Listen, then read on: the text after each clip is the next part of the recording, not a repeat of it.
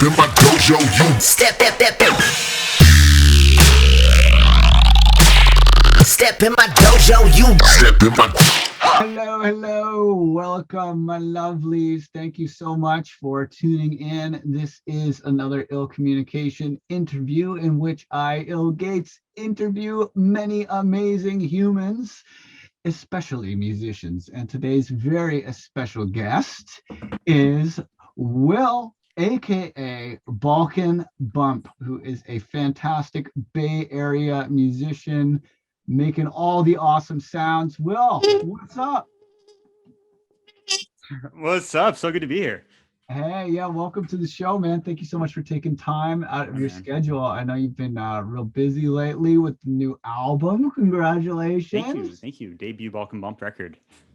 Hell yeah. Yeah, it sounds great. And man, you got some big cameos on there. Very, very cool. Big collab list, including Closey. It's not Right. not easy to get her on a record these days. Congratulations.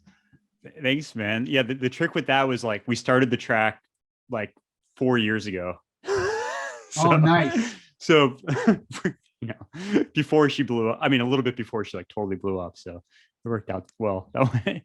Very cool. Very cool. Yeah, she's awesome. Super inspired musician. And yeah, you've worked with a lot of really cool other artists like Gramatik, Beats Antique. You know, there's lots of really cool stuff for us to talk about. But I think one of the questions that I always like to ask people, and I think it makes for a good introductory question, is we all, any professional musician, you weren't born a professional musician. No one's born knowing their modulators from their oscillators and their different scales and tonalities and stuff. And you learn these things because you're interested, and it's maybe a hobby or maybe a passion or something, and you do it and you do it and you do it until there's some kind of a tipping point where you're like, you know what?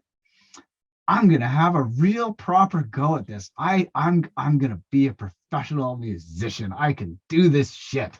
And I was hoping to ask you about what your tipping point moment was. When did you realize you could become a professional musician? What did it feel like? Please tell us that story. Yeah, it's kind of funny. I'm so happy you brought that up because I think a lot of people when they think about these tipping points, they're moments where like some big huge thing happened and that turned everything around, right? But in fact, like my tipping point was actually when like I was out of college in a recession. I had a few, I studied music in college, so it was always in my heart like what I wanted to do. But as you know, it's like it can be a difficult career, or like at very least it can be an unstable career where like first of all you just have to want it deeply, because if you can imagine doing basically anything else, like as much as music, like most likely those other things might be a smoother path. But like, oddly for me, like I thought like, oh, maybe I like tech, like I'm a tech, like computer geek type of person. So like I had this job working at a music label. I was playing a lot of gigs around town as a trumpet player. I was producing, made an EP, had some little successes, but I was like, you know what? I might like try to get like a job at a tech company. I have friends working at Facebook, all these companies. So I was like looking for jobs, and like, dude, I'm super like pretty honest. So like in these interviews, like, do you have any other questions? I'd be like, well, this sounds like a great job. But I'm wondering, like, I am a musician. I do want to tour occasionally, and every job one by one would just not hire me, Yeah. Because I was just, I wasn't gonna lie to them, so I'm the same way when I'm looking for places. They're like, what are your concerns? I'm like, bass. Are you gonna hate me in like 10 minutes after I move in? Like, what's up? It's better to be on the level about that kind of it thing. is. So I wasn't getting any of these jobs. Meanwhile, I was gigging, and I actually was, in addition to like doing my own music, was like DJing like I don't know, maybe 5-10 weddings a year, because I was kind of at the age that a lot of people were getting married, and they're like, oh, you DJ? I'm like, sure, I can DJ. And then I like did the math. I was like, you know what? If I just do 50 weddings a year, or even 30, I could make the same money as I would at a tech company, like as an entry level employee, Like Yeah, because wedding gigs, they can pay pretty well, especially if you're going to set up the sound system and stuff. Exactly. Like, So I'm setting up the sound system. I'm in scene. I'm bringing wireless microphones. I'm setting up a sound system for the ceremony, for the cocktail hour. I'm playing trumpet. I'm bringing like drummer and a guitarist. So it's like a whole operation. I was like, I would rather do that than work at a day job. Like if I'm gonna have a day job, like that's a pretty cool day. It's a cool day job. So like the turning point for me was like just realizing that like I didn't need to get hired by some company. Like I had everything I needed to start like my own business basically. And once that was rolling, I could reinvest that money into like studio gear, and into like promotional budget and like paying advances for like collaborators that I wanted to work with, and things like that like are so key. And that was actually like my turning point. That's like what allowed me to like really pursue my original project, was like having like this wedding business that like awesome. was viable, that made it so I didn't have to get another day job, or like I could just be a full-time musician, And that's one of the things too. It's like I've kind of come to realize is that there is always a way. Like we live in a society where we have like, pretty much total freedom to do whatever you want. And like, even if you mess up, you get like so many second chances in our society. Like it's ridiculous. Like I remember when I was a kid, there was this like substance abuse resource teacher who came to my school, and he was a phys ed teacher now in excellent health. And he came in all chipper and he was like, oh, you guys like doing drugs. I loved doing drugs when I was young. Oh yeah, I really made a lot of mistakes, was hanging on the wrong side of the tracks with the wrong crowd and doing cocaine, heroin, speedballs, committing crimes to pay for it. And then one day I hit rock bottom and I realized I needed to change my ways. And now here I am, happy and healthy and talking to you today. And I was just like, okay, I know I'm supposed to be realizing that like drugs are bad, okay? But I'm like, man, this guy fucked up so much worse than I'll ever fuck up in my life. And he's totally fine. Like he's totally fine. He just made a decision, changed. It's like, or like when you see like whenever I see those like weight loss gifts, and there'll be people that are like 500 pounds, and then there's like, be a time lapse over a year and a half, and then they look like a Viking or something. I'm like, wow, I could get so much fatter and then just decide, it'd be work, but like, I'm not as far gone as that person. Like, and we get so many second chances and stuff. And it's just like, it really, like, it seems unrealistic if you talk to a bunch of people who've like never rolled the dice in their life. But if you talk to other musicians and stuff, like, it's like, the math checks out, man. Like you can totally figure it out. There's always a way. You might have to get creative. You might have to do some like music industry adjacent thing for a bit. But as soon as you're doing something involved in music, that money you're spending on gear is an asset and not a liability, Totally. And I think I kind of like benefited because my dad was like a self-employed he's a journalist. So he was always growing up. My dad was always looking for work here and there. And then he'd get a book deal and he'd write a book, and then he'd like start doing a podcast, podcasting, and he'd start like doing radio shows, and then he started a nonprofit, and he was always like, because he was self-employed, like starting his own businesses and like I just grew up in that atmosphere. So for me, that comes really naturally. But I think a lot of my friends who are musicians, like maybe they've had to, they maybe didn't like learn that in music school, or like they didn't realize it's like, oh, you also have to like be a small business owner basically. Oh, hell yeah. I mean, I went through years before I realized that I needed to like know how to manage myself before I could get a manager. I was always just like, oh, no, it's some magic fairy in a suit. It's just going to see my talent and sort me out. No, not how it works. Yeah, no, not at all. Yeah, I know. I mean, it's funny because like I love my manager and we have an amazing relationship, but like so much of the things that manifest are like relationships that both of us have and ideas that we both brainstorm. And then it's just an alley-oop, really, between us. Like whenever something awesome happens, it's often an alley-oop. Like we're setting each other up for success. Yeah, it's been great dealing with your team. And Max is your manager. Max, correct? Yeah, Max is awesome. I'm a big fan. Yeah, and now he's managing Beats Antique, too. Like he met them through me, and then they saw like how much he was crushing on our collab, and they're like, oh, can you work on some of our stuff? And they're now he's their manager, so it's kind of cool. Super sweet. Yeah, I love that whole camp, man. Their whole squad is just so great. So Yeah. how did you get to know Beats Antique? Man, so many weird, funny stories, man. So like, I mean, I actually first heard about them must have been a decade ago. Like my friend Joey McGuire from the band Afrolicious, he gave me like a thumb drive with just a bunch of tunes to listen to. Joey just had great music taste, and like there was stuff from all over the world, from all over different time periods, and I had no idea like what was what. I was just listening, and I was like, man, what is this Beats Antique stuff? This stuff is amazing. And he's like, oh, that's like a Bay Area. Those are friends. They're like Bay Area musicians. Like, I'm like, oh, what? You know? And so I just like from early on in their career, I was like all about them. And like, honestly, I always looked up to them so much. Like whenever I made like my own music, I was that guy like at a music festival, like, oh, I'm like, oh, I think that's David Satori. And I'd go up to him and like awkwardly stand next to him until he looks at me and then be like, and then like give him my CD. And I did that shit for years with like Tommy and David. And like, I was just some random like trumpet player kid, like looking up to them. And Zoe, like, I always was just like, so just like blown away by the fact that like a dancer is like part of the band. Like, Oh, any band that has a dancer that is a full-fledged band member, full-fledged, they're and producer always a and cool songwriter. band. Always a cool band. Yeah. I just like, man, this is so hip because like she's like dictating the compositions. Like she's like, and I've seen them in sessions. She's like, no, that doesn't work. Like, let's do it this way. What if you like don't go to that chord, like stick on this chord, like total producer, like badass music producer. And it's all with the mindset of like, I'm the one that's gonna have to dance to this. So it better be sick. Well, it's oh god, And I love that. Who there was this one famous, I think it was one of those big UK DJs, but they were like, I don't trust the DJ who doesn't dance, you know. And I always thought that was just such a great quote because, you know, music, like dance music should essentially be like dance instructions, you know.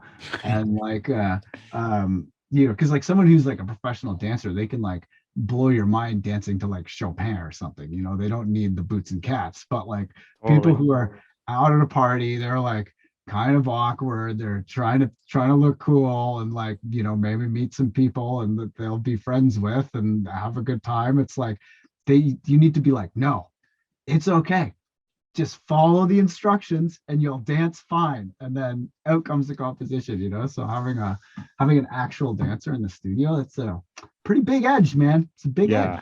Yeah. And she's one of the greatest like of all time. It's kind of wild. But anyway, for years I was just kind of like a, you know, fanboying. And then randomly one of the early Balkan Bump demos, I think by that time, like Tommy like decided to accept me as a friend on Facebook. He's like, I've seen this guy's face enough. I think I know him, you know. Randomly, I just sent him like this demo, and it was, you know, it's like Balkan music mixed with like EDM.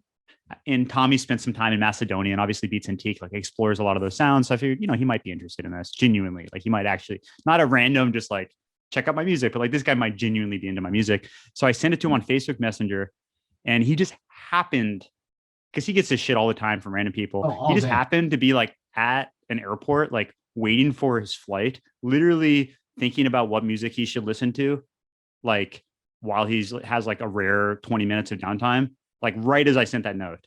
So he happened to listen to it in real time and write back to me like, oh, this is sick. Like, I like it. Like we should, you know, do something sometime. It was like, so how did that feel after so many years?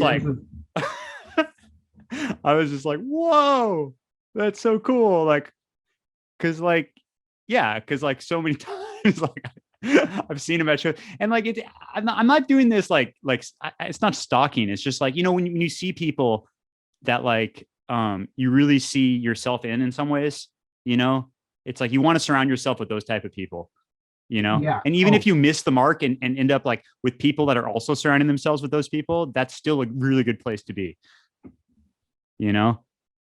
Yeah, I agree. And especially when it comes to music, like I think one of the most important effects that music has is as a social filter, you know. Yeah.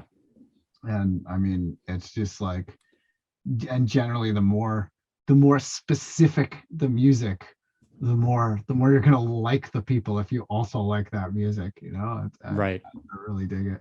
Yeah, Totally. that's super cool. So so this was when you were Balkan Bump, but you had another project before Balkan Bump that has a particularly colorful name. Oh So yeah, yeah. could you tell us about that? Yeah, alligator spacewalk. Wow, So yeah, I love it. Like it's just so visual. I could just yeah, picture it. yeah. I have the vinyl in the other room. I'll bring it out in a sec. But like, yeah, that came out of like I was doing a lot of solo music under my name, Will Magid. I had like a trio, which was like key bass and like Moog and stuff like that, and trumpet and drums mixed with Ableton sampling and stuff like that. And then I decided to go big because I was like really, really, really into Bonobo. Love Bono. And I had actually gotten the opportunity to play trumpet with him on a few shows, and Oh, I was just like, cool.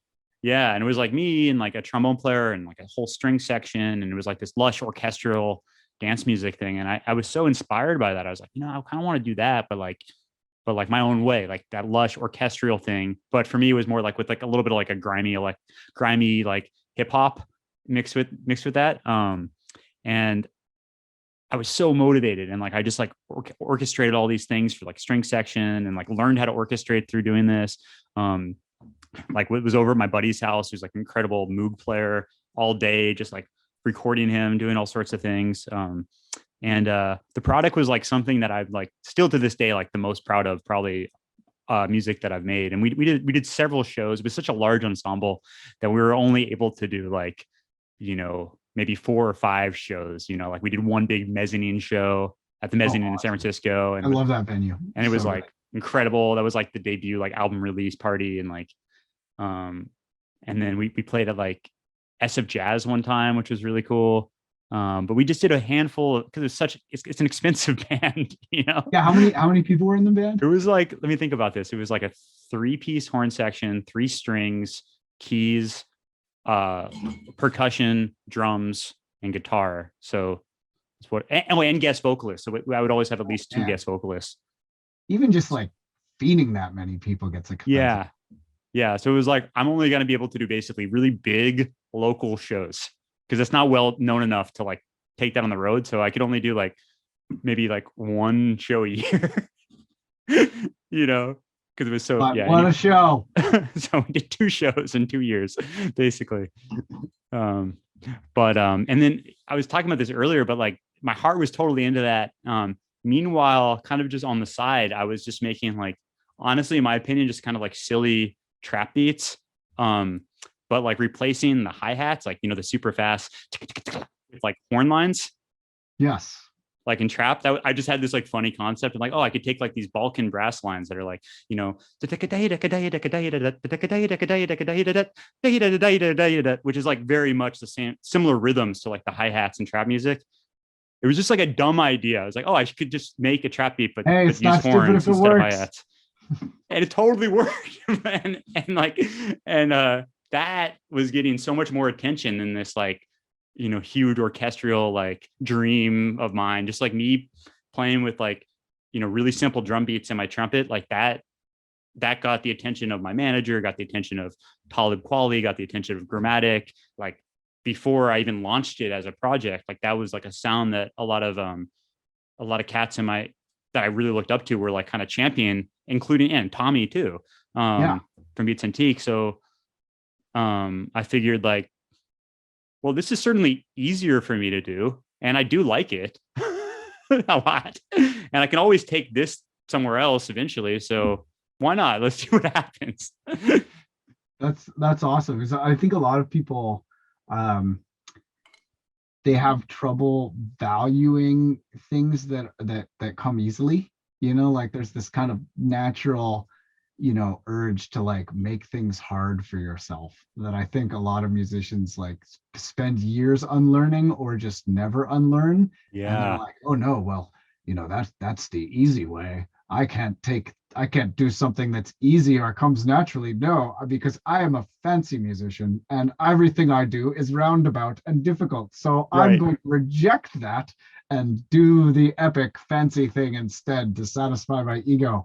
And so many Totally. people just fall into that trap and never get out. So props to you for realizing that when the people have spoken, the people have spoken. Yeah. And like, part of what made it like doable for me too, is I told myself, like, Max, my manager, we talked about it. He was looking at the alligator spacewalks. If we knew we wanted to work together. He was looking at the alligator spacewalk stuff. He was looking at these like Balkan trap beats that had some interest from these different players in the industry. And he was like, I think we should go with that thing. We'll make a name, And I was like, Balkan Bump. He's like, oh, I like that. Let's do it. That's why you pay him the big bucks right Yeah, there. exactly. That's why you pay him the big bucks. Exactly. Big up, Max. No, he's certainly worked. He's certainly worked for the 20% that I've given him. But I told myself, and honestly, this has been really huge for me. I told myself, you know what? I'm going to do this, and I'm going to put my all into this for 4 years. I gave myself an out, but I told myself in that time, like, I would think about it like going back to school for 4 years. Because with school you actually pay money to like learn things, and I was like, I will make some money. I might not make the same amount of money that I would DJing weddings, but I'm going to make some money. But I'm just going to give it my all. I'm going to tour, opening up for people, making $200 a night and spending $300 to get to the gig, like, I'm going to do that. I'm going to like invest money. I'm going to lose money for a while. Hopefully it'll start returning. But at the end of it, even if I do lose money after those 4 years, I'm going to have learned so much about like, the touring economy, the streaming economy. I'm going to meet so many amazing people like yourself, and like develop these relationships that like I would never do DJing weddings, This is a very healthy perspective. I'm proud of you. This is good. This is the way. If you're just starting out and you're like, how do you start out? What is the right mental attitude? Like that's, I think, a shining example of how to have a healthy and realistic approach to starting a music project. Yeah, because like ultimately it's likely to fail is the thing. Like, it's likely to lose money, but that doesn't mean it's not worth doing. And the problem that I see a lot of times, people start seeing, oh, it's not quite working, and then they put a foot half in, and then they like do something else, and then for sure it's never gonna work. So it's better to put your all for a finite amount of time period and then just move on. If it's got to be longer than like 6 months. I would say 4 years is the exact appropriate amount. Really? Okay. I mean, because life works in, you have like high school for 4 years, you have college for 4 years.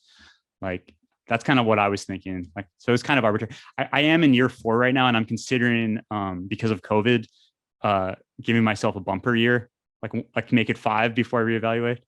But I mean, how is it not a win? I mean, I think it's the whole project a win. And anytime I talk to someone about your music who knows your music, they get super excited about it. Oh, cool, man. I really appreciate hearing that. Just because it's lockdown, man. I think you get a year extension, but I mean, I would say it's already a big fat check mark if you ask me. Yeah. I mean, just like the remixers alone on that you got for the album is, dude, it's sick. Fantastic list. And like listening to all of the different ones, I was like, oh, cool. They're all wildly different from each other, and they're all great. And before we talk about too many of them, just know, like, we're kind of surprise releasing them. So, okay, don't give away any of the okay. Well, secrets. I'm just going to tell you this. They're awesome, and you should go listen to them. Because especially if you are in the future, like maybe a month or 2 after this, right? They're all going to be out. They're all going to be out. But even now, you should go check them out. Yes. And mine comes out on Friday, April 2nd, 2021. I'm particularly excited about this one. I had a whole bunch of different remix gigs at the same time, and this one was like something just kind of like unlocked, and this one came together in like a different way than all the others, and I'm really excited about it. I've been playing it on live streams and stuff, and I just can't wait to rock a dance floor with it. Like I know, me too. I can't wait. And one of the greatest things about your style too is that it's still going to sound fresh like 10-20 years from now because of the whole Balkan thing. And it's just like you really got your own vibe happening. And like, like fashions come and go, but style, real style is eternal, you know. And I think like you really are onto good style here. Thank you. I really appreciate it, man. And yeah, like um you definitely like knocked it out of the park with this remix. Like I got to say, like, it is one of the most, and you've probably had this happen too. It's one of the most fun experiences ever, hearing a really good remix of a piece you've worked on, and Especially when they do shit you would never think to do. especially yeah, and particularly because like by the time, I mean, I'm speaking for myself, but I think a lot of other DJs or producers feel this way too. Like by the time like a song is already released, you know, you've probably written like with a lot of my music, like I've been working on it for years. So like by the time it's released, I'm quite frankly like pretty bored of my own music. I mean, you know, I love it. It's part of me, but like, so hearing someone else's remix is like finally getting me excited about. It sounds really bad. Like I like my album, but Yeah, it's but making like me if you go excited over to about the. someone's house for dinner and they like put on your record, it's weird, you It's know? weird, Like that's just exactly. weird. It's weird. But Yeah. but if they put on your remix of my track, I'm gonna be fucking And dancing, you know. yeah, totally. I feel that. Yeah, I've So I've yeah, I've had that happen a few times where I'm just like, what is that? You know? Yeah, it's just it's a good time for sure. yeah, But yeah, so so how do you say your track title? Because I want to be able to pronounce the track title oh yeah, properly. so it's Nomad Slang. Nomad. Okay. So I Yeah, wasn't just sure if it Nomad. was Nomade because it's spelled like Nomade. Right, I wasn't totally. sure if it was Nomad. So it's Nomad slang. Got Yeah, it. Okay. That yeah. makes sense. Okay, Which so which is well, it's technically it's French, so it's probably not pronounced that way, but it's like French for nomadic. okay, cool. Well, hey, So you know what? I think there's probably some at least one listener out there who doesn't know what Balkan music is.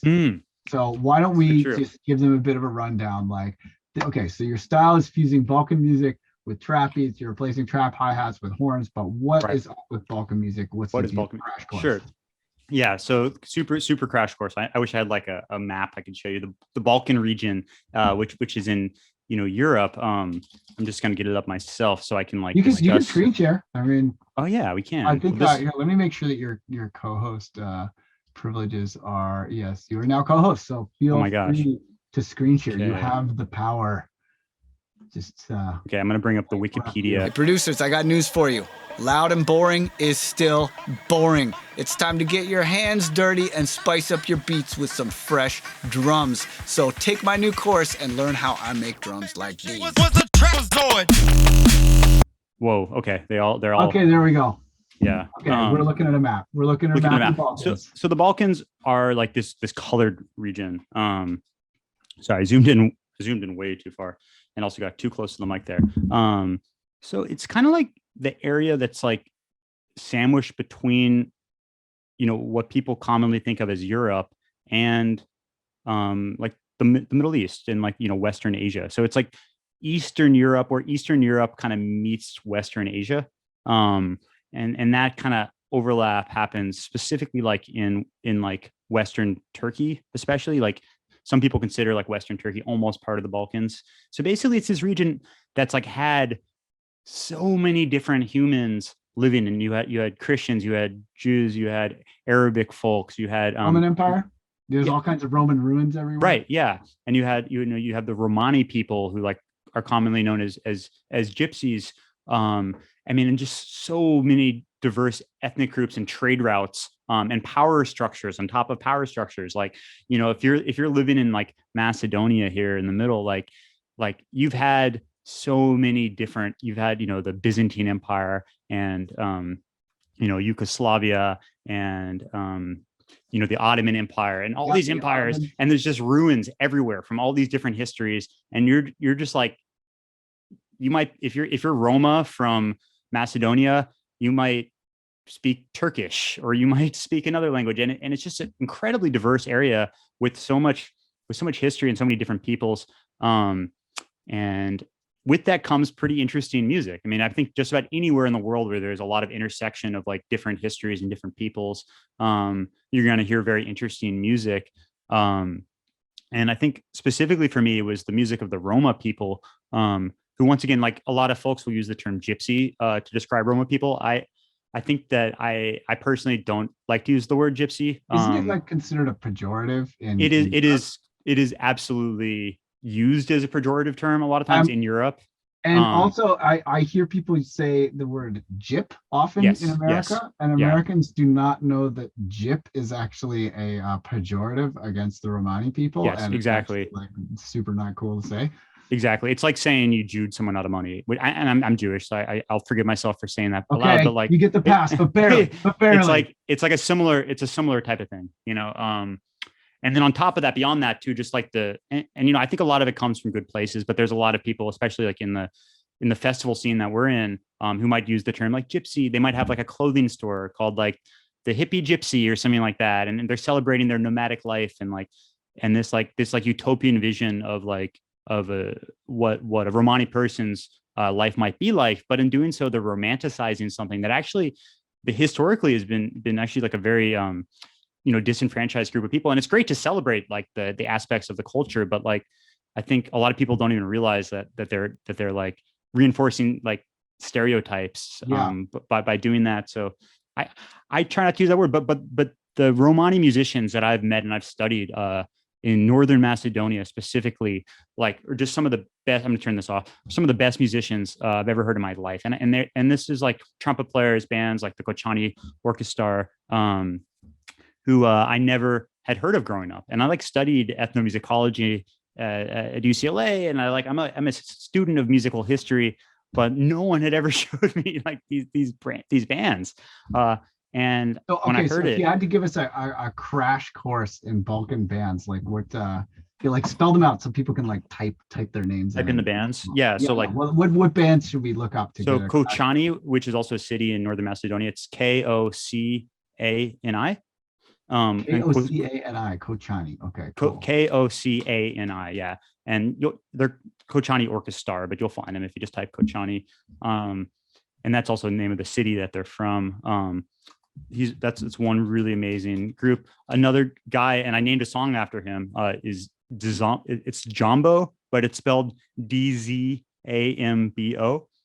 Wow. And one of the songs on my album is called Jumbo Funk, and it's named after this trumpet player, also from Northern Macedonia. And it's Dzambo, and then the last name is Agushevi, so it's like Agushevi. And this is probably one of the reasons why like no one ever showed it to me, because it's like hard to spell some of these names, and it's like Yeah. hard to find them. You know, it's not just like Madonna. You know, it's never that And simple. I mean, do they have websites? Yeah, websites, Okay, they have Spotify, websites. Okay, good. YouTube is honestly the best place, because like cats are uploading their sets from. I mean, talk about weddings, man. A lot Oh, of these are currently active. Oh yeah, Currently yeah, active bands. yeah. Oh, These sick. are Okay, cats. cool. So like the scene is like very, very, like, especially like in the 80s and 90s was like really really bumping. Like these cats were playing all the major festivals in Europe and doing so many weddings and just, you know, all over the place. But these bands are like really crushing. I mean, and they come from a long lineage of musicians and other groups.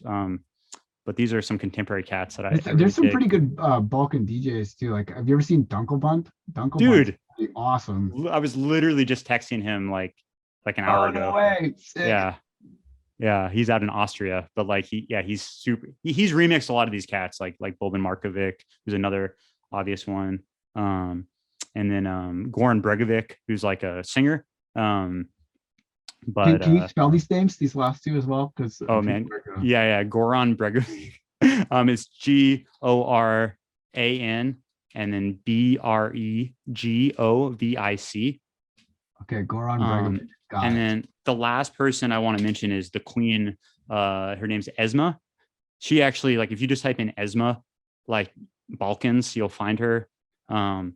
She is like truly like the Madonna of the Balkans. Like, she actually just passed away last year, but like Rest the in peace. best, yeah, best vocalist. She like brought up so many musicians with her. Like, you can hear some of her songs in like the Borat soundtrack. Actually, a lot of these bands are in the Borat soundtrack. So if you want to hear some sick Balkan music, even though like the film doesn't take place in the Balkans at all, like well, and I mean that's kind of what's so hilarious about the Borat character is like it's making fun of racist so bad that like most of the stuff has nothing to do with Kazakhstan Exactly. whatsoever. Like, and Yeah. even the stereotype of Borat is not really a Kazakh stereotype. It's just No. like, racist people will believe anything. Look how ridiculous this Kazakh character is. It's like It's nothing to do with incredible. Kazakhstan. Oh, Yeah, it's so good. Yeah, if yeah. that film does not win Best Picture 2020, there is no justice in the Yeah, world. it's pretty incredible. That was a close call. They were like, I think I never signed an NDA, but they were interested in using one of my songs in one of the trailers for that. And like it was actually the song that Gramatik and I did together. And like Dennis, Gramatik, and I were like so bummed that it didn't happen. Not even Yeah. because of the money, but just like it's so sick. Oh yeah, totally. I mean that film is like a public service. Like that Yeah. was, Like when dude, it might have flipped the election, honestly. Like it was it was that close. And, It was close. And I mean, that's one thing too. I was like so bummed about COVID. And then one of my friends was like, if it weren't for COVID, we probably would have President Trump still. And I was like, oh, that's a good point. it might very well be true. Yeah. Yeah. So thanks, Yeah. Borat. Thanks, COVID. Cheers. Cheers. But yeah, okay. So Gramatik. Tell us Yeah. about Gramatik. You and Gramatik. That's such a huge connection. That's massive. Huge, massive. And he's like a friend of mine now, which is like crazy because like Beats Antique, like I think it was hit that jive, that track of his. My friend Zeb showed it to me, and like I could just hear myself in that music because there's all this trumpet, there's all this old school jazz stuff mixed with just a really tasteful modern hip hop beat. It had that extra snare compression, like that extra snap that made it feel of its age, but also was like sampling like classic jazz from, gosh, probably the 40s in it. So I was like, man, that's my type of producer, someone who's taking something from the past and thinking about the future and trying to connect the past to the future. That's to me, like one of the beauties of production is being able to take these different identities, musical identities, and like make sense of them, so I've always been a huge fan of his. So like Beats Antique, I kind of just like I think it was my buddy Oz was friends with his manager at the time. Okay. And I told him like, man, because I was looking for labels to pitch my initial EP to.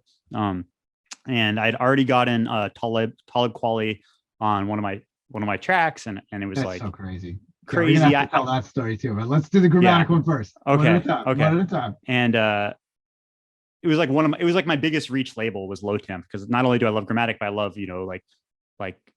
Grizz and Ross Liquid and all these other projects that have been associated with that over the years. So my buddy Oz sent it to his manager, and simultaneously my manager Max sent it to his manager. So it was coming from two places. Nice, the triangulation. You can't resist the triangulated demo. No one can resist the triangulated. Exactly. Demo. And I just assume, once again, and none of those people were you too. That's also very important. Right. Yeah. You have two other people giving your demo at the same time. Yeah, who genuinely, like have your back, who aren't just doing it because you're paying them or something, And once again, I just assumed. And by the way, like it's okay if people just don't write back. Like that doesn't mean they don't like you or anything. Like most of the time, people just don't write back, and it's okay. And I just assumed that would be the case. But dude, I'm not even joking. Like literally within 24 hours of those emails being sent, Gramatik himself emailed me personally, like, hey, like I love the track, I love the EP. I would love to release on my label, and also like, can I do a version? Can I do a version of that track IMO with Talib, like on my record? Because like Talib Kweli is like an MC that I've always wanted to work with. And also, by the way, I'm from the Balkans, and like my mom and dad like love your music. They're like back in Slovenia, like dancing to your music right now. And I was like, what? I had no idea he was from the Balkans. I just assumed he was like from like Denver or something. Like, yeah, like he's from Slovenia, and like it's so funny because I'm obsessed with Balkan music and obsessed with his music, but I had no idea he was from that region. And then get this, one of the songs on the EP is called Irfan, and then his dad's name is Irfan. Like that's completely crazy. Like you can't find that. Like you can't Wikipedia that. Like it was just like this bizarro, like quadruple like resonance thing where I think he couldn't not read the email. and like look at the songs and like dig in a little deeper and then like, oh, I actually do want to work with this guy. So yeah, it was Bizarro.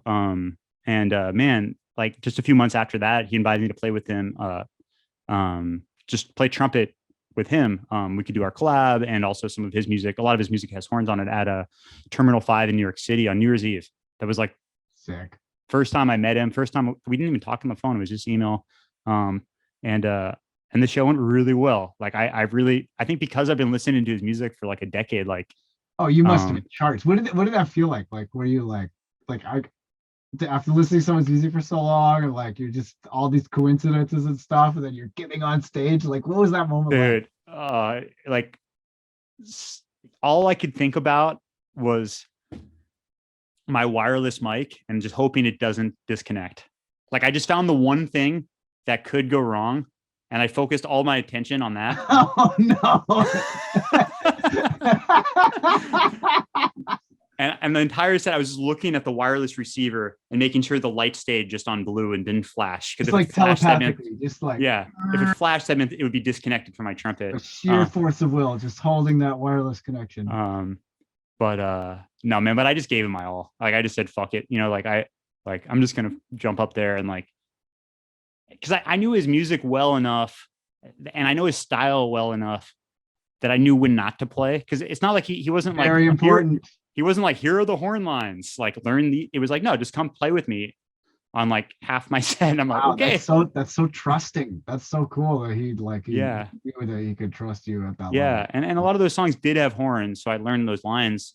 And then but I think it was trust, like knowing not to play, like because he uses a lot of breaks, and like those moments of silence are like where musicians often would like be tempted to fill in. Yeah. But it's actually like the blackout moment when the lights go off and like gotta have that negative space. Yeah, the negative space. So, and yeah, I got after that, it went really well. And then he invited me to do his to open for him and play with him on the Recoil tour, which was the album that my track was on with him. And so we did a whole North America tour. We played in Vancouver, where you're in right now, and all over the country. And it was like kind of like, honestly, it was like I was 31 at this point, and it was like I was looking back to like my dreams when I was like 24, 25. You had very realistic dreams. Wow. Yeah. And like I was like, wow, dreams. Like it took me like 6 years. So much further than I could pay my rent playing weddings. That's like way further than that. Like way further. Such a slam dunk. Yeah, exactly. But it was also delayed.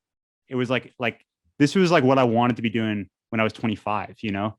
And like, to be honest with you, I probably wanted to be doing it more when I was 25 than I did when I was 31, you know? Because when you're 31, it's like, oh, my girlfriend's at home, and like, but still very excited. But I do think the fact that like, it was part, like doing that experience, which by the way was extremely exciting. And whenever Gramatik calls me, like, to play with him, I'm like on a plane, like ready to go, because I love working with him. But I think the fact that I've had like a lot of like life experience and like, you know, even like touring experience, like, you know, driving around the country in minivans and like, and playing a lot of weddings and like having random day jobs, like gave me perspective to know like, this is special. This won't last forever. And if I don't get called back again, like I got weddings at home, and I have a girlfriend at home who loves me, and I got a garden that I need to take care of, and like, you know, and like, so I had that perspective, which I think is cool too, because like, I think a lot of cats that are like at the level of Gramatik themselves have that perspective. Like they're stoked to be touring and stuff, but it's like, at the end of the day, like they want to be back home making music, and they love touring. Everyone loves touring and all, but like, it's just great to like know that like these are just amazing moments. We're blessed to have those stages, but like you can't like take it for granted. You can't like, and COVID's really taught us all this too. You can't like, oh man, you can't take it for granted. You can't assume that that's normal. You know, that these experiences are like, that everyone gets to have them, or that people get to have them for their entire lives, and can stay healthy and can stay economically viable their entire life. Like, it's so much endorphins that it's like, people like, you shouldn't even be able to have that experience like 300 times in your life. Like really, it's just like so much. It's like being on these huge stages with like people just like singing along to the songs and chanting. It's like, being at like Bonnaroo or like Coachella with Closey, just like these crazy experiences that have happened in the last 3 years. Like even if none of it happened again, it's just like, and even if none of it happened at all, like it's just crazy, like excitement. But at the end I'm of the getting day, excited just hearing about this shit. I'm like, yeah, man, when can I get back on the road? I know. Yeah. But at the end of the day, man, to be honest with you, I've been doing like little barbecue. I've been playing at this barbecue place, like for just like friends, with like a little jazz funk combo, and like honestly, like that's like equally as fun to me. Like, Yeah, I mean, the right like intimate gig can be pretty special. Too. when you can just kind of do you, and like, and where you can like make mistakes and like just see your friends and like just get weird. Like, I don't know. I love that. It's very different than playing, massive stages or whatever. But like, I think in some ways it's more sustainable energy wise. Like I'm not gonna like, it doesn't deplete me at all in the ways that touring does deplete me, but it still gives me energy. So it's more sustainable in a lot of ways. My dad, he's like, God, he's like in his 70s now, and he's like plays like 3-4 nights a week, like guitar, plays guitar, and the main gig that he plays is literally 2 blocks from my parents' house, and he'll just like walk over there, play guitar, drink with his buddies, and walk home. And it's like he gigs like 4 nights a week for like 50 years, and it's literally like, my dream, dude. Yeah, it's so dope. I'm just like, oh, that's he's got life figured out. That's amazing. That's in Toronto? No, in Ottawa. My folks in live Ottawa. Oh, nice. Man. I was born in Toronto, but I lived in Ottawa for I love Ottawa. Yeah, it's a good time. I mean, it was a great place to grow up because there wasn't a lot to do, but there was lots of arts education funding. So everybody was very creative and very bored, and that's just like the perfect combination for high school. Like, I think if I'd grown up in a city like LA or something, God knows what dumb shit I would have got into. But like, I was just in the basement. It was cold outside, I was just totally logging my hours, man. That's rad. Yeah, but yeah, it's good times. But yeah, that's dope, man. Okay, so let's get back to you. Let's talk about Talib Kweli, because Talib Kweli is, by anyone's definition, a rap legend. Yeah. How did you end up doing a record with Talib Kweli, and how the hell did that feel? Yeah, man. It's kind of nuts, dude. Like, like many people growing up in the 90s, like, I remember seeing Black Star play at like what was it? It was like Vans Warped Tour, I think, growing up. And like, I was honestly mostly a punk rock kid, but like the conscious hip hop shit was just like really speaking to me. Well, and conscious hip hop was a bit punk in its way, because I mean, like, the pressure from the industry is like, oh no, we make rap music so that white kids can piss off their parents. So we need you to be a scary racist stereotype as much as possible, and let's sell some records. And then like, the conscious hip hop, which is like, just keeping it so much more real and resisting all that industry pressure and all about thinking for themselves and challenging authority and shit. Conscious hip hop is punk rock. Yeah, it kind of was. So maybe that's why it was on the Vans Warped Tour or whatever that one year that I saw them. And yeah, man, like I met him just also like just random shit, man. So after I did the Bonobo hit I mentioned earlier, Bonobo at that time was managed by the same guy who managed Pretty Lights. Wow. And that guy knows what he's doing. Yeah, no, he's the man over at it's Reed at Red Light Entertainment. And he remembered me from the Bonobo thing, and Derek was playing on Conan O'Brien's show. He put out that album Color Map of the Sun, which was like probably his most adventurous record, ever. Well, that was, they like made all the samples from scratch for that. Exactly. Yeah. And he was playing on Conan O'Brien, and he needed a trumpet player. And this was before he even had like the Pretty Lights live band, with like, so this was like maybe the first incarnation of the live band for Conan O'Brien to play the lead single off a Color Map of the Sun, which was Around the Block with Talib.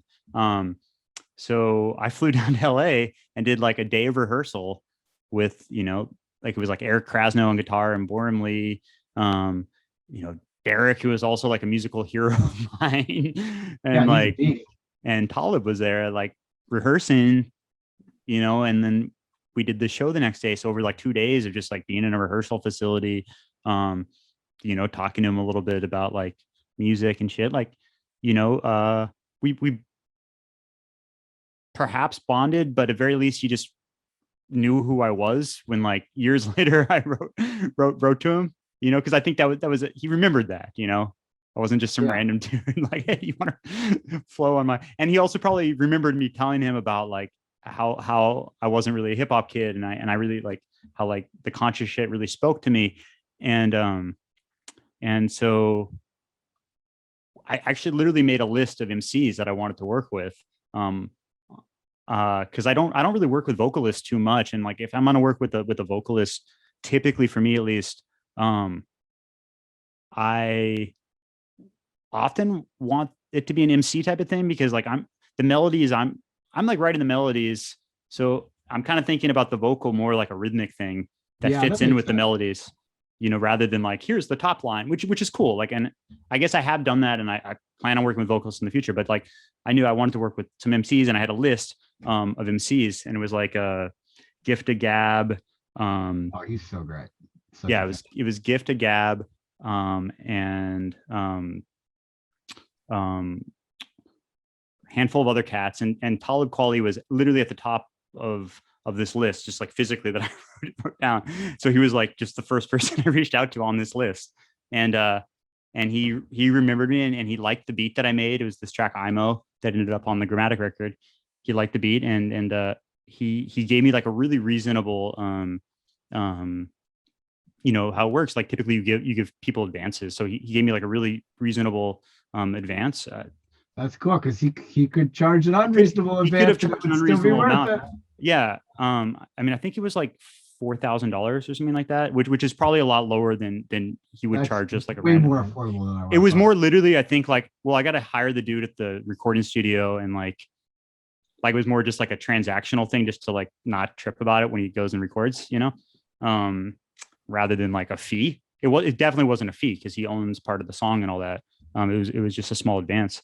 But also on the flip of that, like, it was only because I was DJing weddings that I had $4,000 that I could like, absolutely, I'm going to spend on this, So like, that's an important thing to know, like, to save money to like, and use it.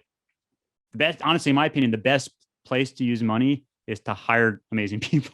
Like, I can't think. Yeah, it's I better. Think a lot of people will like, they'll blow their money on some ridiculous music video that like nobody watches, that they spend so much money on. It's just this fucking a masterpiece, just like sitting on YouTube with like 500 plays, and like no one going to. But if you get the right remixer or the right collab or whatever, that is like, that's like planting a seed that is going to grow into all different kinds of relationships. And it's just going to mean that your name is coming up again and again and again. Whereas like, a music video just doesn't start that much of a conversation unless it's like you got Chris Cunningham on the job, or like Spike Jones or something. It's like, totally better be a world class, like there have been some pretty good music videos over the years, like, it's hard to rock people's socks with a music Did you see the Lil Nas X video that just came out last week?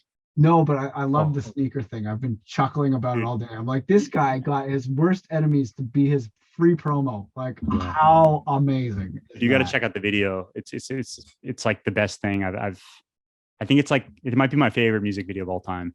Really? He just came out. Yeah, check it out. It's mind blowing, and he plays all the roles, and it's like, anyone who is like, oh, like I knew some, middle-aged white women that like, oh, I can get down to Old Town Road. That's a fun little jiggy. I still haven't heard it. I've been like trying not to hear it, because you've never heard Old Town Road. I've heard it's one of those ones that you can't unhear. You can't unhear. I have lots of my friends who are like, I'll never be able to unhear that, and I'm like, okay. Yeah. But I got to tell you, man, it's kind of a dumb song, Old Town Road. But I will tell you this is something that I think a lot of artists do. They make kind of a dumb song that like gets some attention, and then it's like a gateway drug to like serious art. Well, like Bauer, for example, is like one of my favorite producers, and Harlem Shake is by no means his best work. No, yeah. And like, I know like Sly and the Family Stone, who's like a Bay Area band, heroes of mine. Like they literally, like, one of their biggest hits on the record, on the record Stand was like intentionally written just to like have people sing along and dance to. It's like, all we need is some rhythm, right, right, like da da da da da da. And then like the B-sides on that record are like so out there. And like I was talking to Sly Stone's brother, Fred Stone, because he lives in the Bay Area, and he's like, yeah, like we were like really insistent that we put like, if we're gonna put the pop stuff on there, we have to put like the weird stuff to potentially like convert people into like becoming hippies, like, basically. Your job as a musician is basically to like trick people into having better taste in music than they do. Right. You know? Yeah. It's like the old bait and switch, which is an art you must learn as a wedding DJ. You've got to like achieve critical mass before you can play anything you want to play. You've got to achieve critical mass on the dance floor. Totally, man. And I gotta say, like, I actually have like a shitload of respect for like great wedding DJs. I was just watching, there's a masterclass with Questlove from The Roots, and like almost a third of the video he's talking about DJing weddings, and he's still to this day, he doesn't need the money, but he DJs weddings, like. That's awesome. And he loves it because it's like, like he did a party. I don't think it was a wedding, but he did a party for Jay-Z and Beyonce, and he was just talking about like how like he spent like 4 hours a day like thinking about like how to do all these transitions and like to like tie into like all these B-sides that maybe Jay-Z referenced on his own albums, and all these samples that Beyonce might have referenced. That's and then grabbing the other tracks from like those records that they sampled, because it's like, if they sampled that one song, they probably like these other songs from those records. So he like grabbed all these things that are like kind of abstracted from the realities of Jay-Z and Beyonce, and then made a set tying all those kind of B-sides together. And that's DJing. That is the art of DJing. Totally. Right, and I gotta say, it is definitely a kind of a dying art. It's like all these DJs that you see a lot of the time are producers who are known as music producers, and maybe don't have like a very deep knowledge of music history or whatever, and they'll play like their hit and then like all the same other current hits that everyone else is playing, only like for 2 or 3 tracks it's like their turn to play their hit. Totally. And then you see someone like Z-Trip or Questlove or Jazzy Jeff live, and you're just like, oh my God, this is like a completely different art. Freaking history lesson with those guys, Yeah.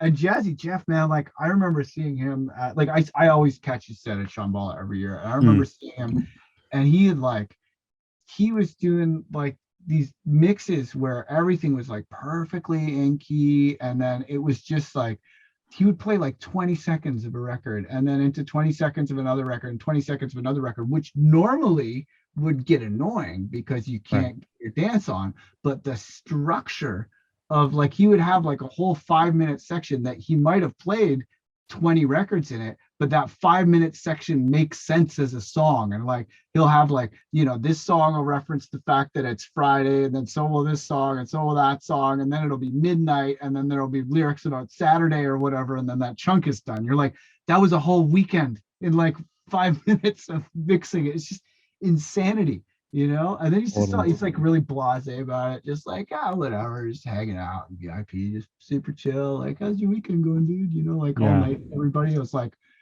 that is a DJ. That is a specimen right there. Totally, man. No, and it's I think it's so cool that Shambhala like books so many different types of music. Like I think for me, like I think one of the reasons why so I'm getting like a tiny bit tipsy. This was all like whiskey, Japanese whiskey. So I'm actually. Oh, that was. I stopped drinking, but that was my shit. Was Japanese whiskey. Which one is it? Oh man, what is it? Hold on one sec. The Hijiki whiskey is pretty good. Oh, this is exciting. So for those of you who don't know, Scotch is predominantly a Scottish game, but is it the Hijiki? What is it? Oh, Hibiki, that's what it was. Yes, that's a good one. That's a good one. I had actually mentioned it. I just accidentally called it Hijiki and not Hibiki on the way out. But yeah, that stuff is so good. That stuff is so good. Just a little bit. I'm not actually drunk, by the way. Yeah, even like hardcore like Scotland forever Scotch people will totally give it up for Japanese whiskey. And like there was a period where they just basically took over and they were winning all the world Scotch championships for a long time. but I don't know. I don't know what the current status is, as I'm actively avoiding Scotch. But holy moly, did I ever like that stuff? Yeah, I remember the I'm first time I sorry. got introduced to Japanese whiskey. I was in Japan in like a suburb in the north of Tokyo, where I found a like relatively inexpensive by Tokyo standards place to stay. It was like a little like three tatami room, you Mhm. know, like super tiny, like basically a closet. Like you put out the mats and sleep, and then fold them up because it's all that's all there is room for there. And I had jet lag, and my wife and I were like, okay, let's just like go find something to do. And we went out, and there was this like little tiny hole in the wall, like restaurant underneath the hotel that we were staying at. So we're like, oh, we'll go in there. And it's just like, you know, it looked like this tiny little dive bar from the outside. So I'm like, okay, well, whatever, you know, like, well, we'd go check it out. And we came in, and the bartender was like just immaculately dressed, Mhm. like just like it was like a, you know, like not the fanciest looking place, but the guy's attention to detail of his fashion really should have been my first clue what I was getting myself into here. But I was just a totally ignorant tourist or whatever. I was like, yeah, let's get a shot of whiskey. So I go up to the guy, and I'm like, hey guy, you know, can I get a shot of whiskey? He's like, oh, have you tried Japanese whiskey? I'm like, no, whatever, you know, I'll give it a shot. And then he's like, he goes to pour it, and he's like, on the rock. And I'm like, oh yeah, on the rocks. You know, it's pour. He's like, no, on the rock. And I'm like, no, you mean on the rocks. You mean on the rocks. Totally confident in my ignorance. And he was like, no, I mean on the rock. And I'm like, okay, sure. And then like suddenly all this like these noises happen, and like steam shoots out, and the guy turns around with this perfectly spherical crystal ball of fucking ice that was like made in a machine that makes these like perfect crystal spheres of ice with not a drop in it. And then he just delicately pours this fucking precious golden liquid over this Oh like my God. sphere, and it cascades in the cup. And I'm like, oh, that's interesting. And then I had a sip, and it was just like fucking like fireworks, and fucking like just you could taste the earth and the wood and the smoke, and it was just this Oh like my God. rainbow of fucking flavors and stuff. And I was just like, I'm such an idiot. I was so ignorant trying to correct this guy, and it was on the rock, and like assuming this was like some shitty ass. And then I look around, I realize that everyone in there is like super rich, and like all the furniture is like really fucking nice. And it was a good thing my wife didn't want one, because they were fucking $50 American Oh my each. God. But holy shit, that whiskey was good. And Oh On my the Rock gosh. is not a mistake. On the Rock is the On the best rock. decision you've ever made. Man, if we ever make another collab, we gotta call it On the Rock. I'm down. I'm down. Yeah, we gotta do it. We gotta do it for real. Love that. Cool. So that Talib Kweli tune went on to do some big things. Yeah, man. It's kind Tell of us about wild. that. Yeah, so like Gramatik like worked on it too, which was cool. Like Talib was down and was like, yeah, sure, we can do another version on this artist that has like millions of followers album. Sure, why not? He's like, I'll still own part of it either way. So yeah, Gramatik basically did his version of it, which and it's kind of cool because like normally that would have been kind of released as like a remix or something, because he basically took what we did and just like made it his own. But it was cool because like I was like, hey man, like I'm down to do that, but is it cool if I still release like my version too? And he's like, yeah, we'll like do like, and this never happens. Like literally, you rarely see this. He's like, yeah, we can do like the Gramatik version, and then you can do like the original mix version. So instead of it being like a remix, it was just like Gramatik and Balkan Bump, and then just like Balkan Bump. So anyway, we did that on his record. We toured the shit out of that record. And then yeah, that song ended up getting picked up by Porsche for their Super Bowl ad. I don't know if that's what you were getting at, but like, oh yeah, that's what I was getting at. That's That like, was man, that must have felt good. it's wild. I mean, the timing couldn't have happened any better, because like as many musicians like this entire year, I mean, it was basically a year of income, to be honest with you, that like I like quite frankly like didn't have. Yeah. It wasn't for Dude, this. we all had to roll with the punches in 2020. It was So not pretty. it's kind of like wild that happened. Once again, like just like also one of these things that like you can't like you can't make something like that happen. you know what I mean? Like having a song in a Super Bowl ad. I was thinking about it because I hit them up. I was like, hey, how did you find my music? Like blah blah blah blah blah. Like I was trying to figure out how that happened. I thought it might have been some handshake You're deal like, between we like expensive things. yeah, like maybe one of Gramatik's like managers knew someone and like took someone out for dinner. Like who like shit like that happens, you know? But apparently at that level, like things like that don't happen because there's so much money on the table. Like they're spending like millions of dollars to place the ad that they're gonna have the song that that the director just wants to have. It's like a Quentin Tarantino movie. You can't pitch your music to Quentin Tarantino. Like he'll use it if he wants to use it, and if he doesn't, he won't. Like they'll find you. It was one of those moments, Yeah. like because I have like a music publisher. I have people like pitching my music for things, and like you can't pitch it for something like that. They just find you if they like your music. So I don't know. Maybe someone was on tour and heard it, and then they were like, oh, it worked out perfectly because like the hook is Talib saying, let's go. And it's like a drop right when the car speeds off in like the ad. So like it actually like I actually was like, man, if I was scoring a Porsche ad, I certainly would like not think to use my own music, to be honest. Like I would probably write something new or work on someone else's song. But like when I saw the ad, I was like, oh, this was like this really did work. Did you you watched it live during the Super Bowl? Who'd you watch the Super Bowl with? It's funny. Like you would think that I would have been able to watch it, but I actually had a show that day. I was playing a Jim and Jam music festival in Arizona. So I watched. That's cool though. You know, it's I mean, I would take a gig over the Super Bowl too. You know, because I knew it was going to happen. You know, like whether I watched it or not. But I did. I watched it with my buddy Teddy, who's from Phoenix area, Tucson. We were in that area for the festival. So we went to some of his friends' house before we had to leave, and we were hoping the ad would come on before we had to take off, but it didn't. So we watched like the first quarter and then headed to the festival. And then my Instagram was like, people were like, hey, is that your song? You know, it's kind of that always feels good when you're like doing something else and then you check back and you're like, oh, I did something big while I was doing something else. That's like one of my favorite feelings about being I love that feeling. And it's so funny because it happens a lot in music, right? Where like people, I don't know if you get this ever, like people are like, oh my God, congratulations about this thing that's happening. And you're like, whoa, like I totally forgot. Like I did that like a year ago. You forgot about it because the waiting period, right? Like I signed an NDA like a year ago about that. Yeah. Totally. Yeah. Oh, NDAs are so funny too. When you're under NDA and you're just like, especially when things will come up that are like so relevant, and you're just sitting there and you're like, can't fucking say anything about this. I can't even let them know I have an NDA. That's the whole point of the NDA. Exactly. No, they're funny. I'm just drinking water now. That's good. It's good. It's important to stay hydrated.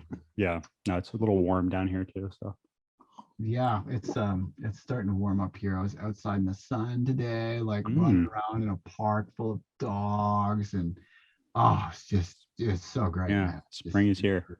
Yeah, it's rad. It's rad. I mean, I really want to just like, you know, book a whole run of shows and go across the border and go party and play with all my friends. But man, I don't get vaxxed until fucking June. It's taken forever up here because they had to get the vaccine from Europe because they were worried about America first might mean no vaccine for you, Canada. So they had to source their vaccine from Europe, and now America's like, oh, you've been waiting so long. Here, have some of the AstraZeneca stuff. We don't want that shit anyway. So they're so my grandma's vaxxed and my mom and dad are vaxxed, but I gotta wait. Yeah. I'm excited though. I'm excited. Yeah, no, it'll happen. And it seems like my brain. Seems like most of the festivals and touring isn't really happening until like late summer, fall anyway. Yeah, so. They just announced no Shambhala today. I was a bit but I saw that. It would have been my first Shambhala. I was like, I mean, last year would have been my first. I was booked, but like I think that it'll roll over to 2022, I guess. I hope. I just gotta stay relevant as an artist until then, for no other reason. It's worth doing whatever you got to do to make it on that lineup. That is the festival. I've played a lot of festivals, and one year I did 19 in 1 year, and that was still is the best one. It is really, really epic. Yeah. Man. Like it, and when you come, come for the whole weekend. Like, don't take any other gigs. Okay. I made that mistake one time, and I was like, they just drove a truckload of money up to my house, and I was like, okay, I'll do it. I'll risk the staying up all night and flying and stuff. And it's just like, no, you Just go. stay the whole weekend and just hang out in the artist lounge, meet everybody, and like some of my best business connections came out of that festival while I was having like the most fun of my entire That's what it's all about. and like it's just so productive and so fun and just magic. And like I remember the first year that I ever went, this was while we was still naughty in Canada. I remember that there was this, I remember on Monday I saw this like big, because it was later in the year back then. It was like in the like towards the end of August. I remember this tree stump with this huge budding weed plant in the tree stump, and it was in like a fairly obvious place. And it was like, you know, like it was a little early, but if you picked it and dried it out, like you would have free weed. And I remember there was like 15,000 people there for the whole weekend, and like nobody fucked with that weed plant. And I was just like, wow, that's like, and this was in like 2003 maybe. Wow. I was just like, damn, this place is special, man. Like that is special. a well-behaved crowd. Like, yeah. Meanwhile, numbers, that is a well-behaved crowd. Meanwhile, like Electric Forest, like people are like picking up pills in porta potty like floors, you know, like, well, I don't know what this will do, but 5-hour rule. yeah, exactly. Yeah, oh man, that's hilarious. It's a drug-free festival technically, right? Or alcohol-free festival? It's alcohol-free. Okay.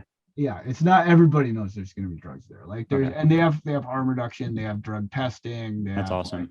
Like, you know, there's, yeah, so it's like, you know, there's nobody has any illusions about it being drug free, but it is definitely alcohol free, and that is, I think, where a lot of the good behavior comes from. And yeah, it's an alcohol free festival and no sponsors ever, which I think is really, really cool. That's amazing. Yeah, it's super special. Like I saw Gift of Gab there. They had the People Under the Stairs play one year. That was, I never thought I'd get to see them. They have, you know, and like just so many awesome acts. And they'll book rap acts, they'll book, you know, like sometimes they'll have like circus acts and stuff, and like, you know, all kinds of different things. It's just super special, man. Super special. So hopefully 2022. Yeah, we'll go hard, and we'll rendezvous there and rage it BC super style. Excited. Yeah, super excited. It's so what are you working on now? Anything exciting that you can tell us about, or do I have to sign an NDA? Nice. That was your NDA music. Now you're nice. Okay, so you're all under NDA. The you're all under NDA. Piano NDA. So I'm actually, like, on Thursday I'm leaving for an 18-day permaculture design course in Nevada City. I'm going to be living on a farm for 18 days off the grid, like planting, learning about herbalism, learning about like sustainability, sustainable agriculture, all sorts of things. And I'm really excited about that. One of the teachers is Ryan Rising, who like organized Polish ambassadors like permaculture tour. Yeah, I was gonna say he's like Mr. Permaculture, and he's there, so you know he's involved. Totally, yeah. So I'm really excited about, because I'm a like avid gardener and everything, but I'm excited about like thinking, you know, because I think one of the things about COVID is like it's easy for us all to be like, oh, I can't wait to get things back where I'm touring and back to normal. But I also think like, man, there was actually a lot of things wrong with like what was going on before, like, you know, on a lot of levels, like you know, as an example, there's such an underrepresentation of like women and people of color on a lot of these stages, you know, big time. And like on top of that, like I think I'm gonna risk being not PC here, and I think I'm gonna go on a limb, and maybe I'll get canceled, but I'm gonna take a risk and say it anyway. I think women have better taste in music.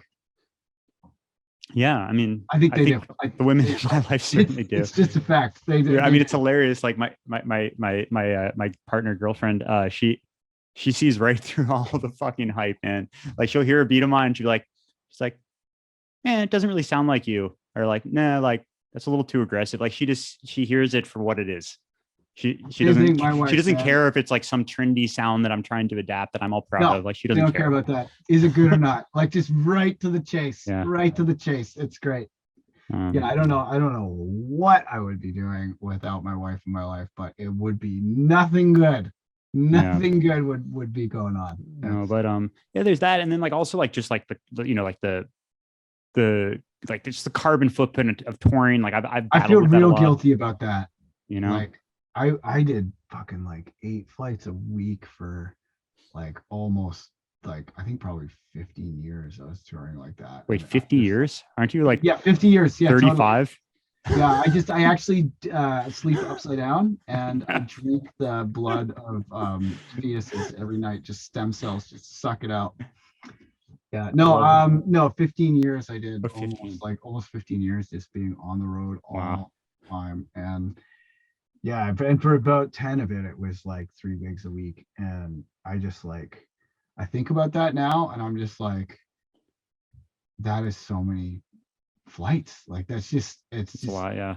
yeah, it's just terrible. Like this is one of the worst things you can ever do as like for the environment. It's like Yeah, one I of the mean, worst things ever. yeah, I mean, like eating meat apparently, and I do eat like hamburgers once in a while, but like eating hamburgers are like really bad too. So Yeah, it's you can terrible. counterbalance it, but like so like part of the reason I want to do this permaculture retreat is because like if I'm kind of thinking like, man, like I'm looking at what Polish Ambassador did there, and I'm like, man, that's kind of a cool concept, like taking a tour, but like actually going into a community and like planting trees, and like if I'm gonna drive out somewhere, like doing something that's really like that not only like maybe cancels out, well, not cancels out, but like offsets some of the carbon emissions, but also like plants, like if we could plant like extra trees, and like and empower communities to be like more off the food agriculture grid, where they're not I'm getting all things in about that. plastic all the time. So you think I'm about it, like, all man, about that. you get like chives at the grocery store. Like really all like a chive really is like the green part of an onion. Like you can just chop that up and they'll regrow and regrow and regrow. Like it doesn't need to come in, like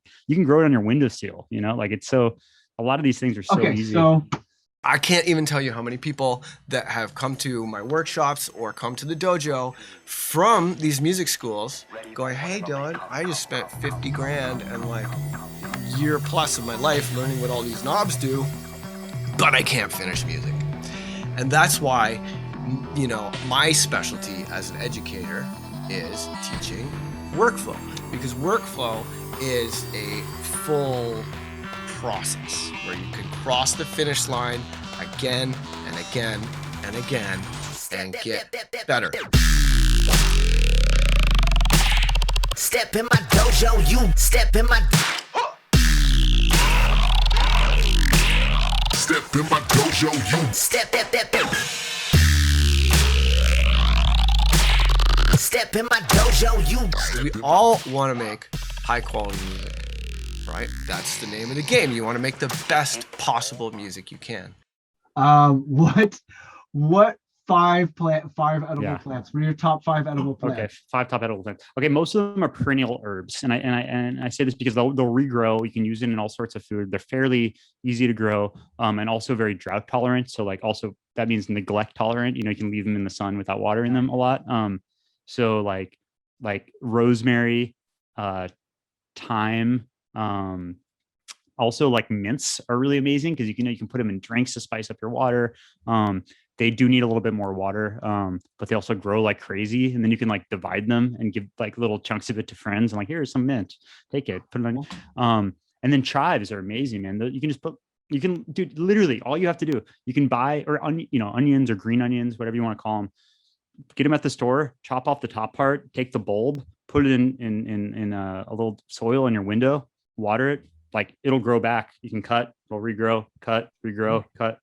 You can do it about 4 times a season. I cook all the time. Like I'm really big on cooking, and I just there's definitely, especially too, like herbs are so expensive and they're never really that fresh. Exactly. Like, and then the other one, rosemary, we got thyme, mint, we got chives, got mint. What's your number 5?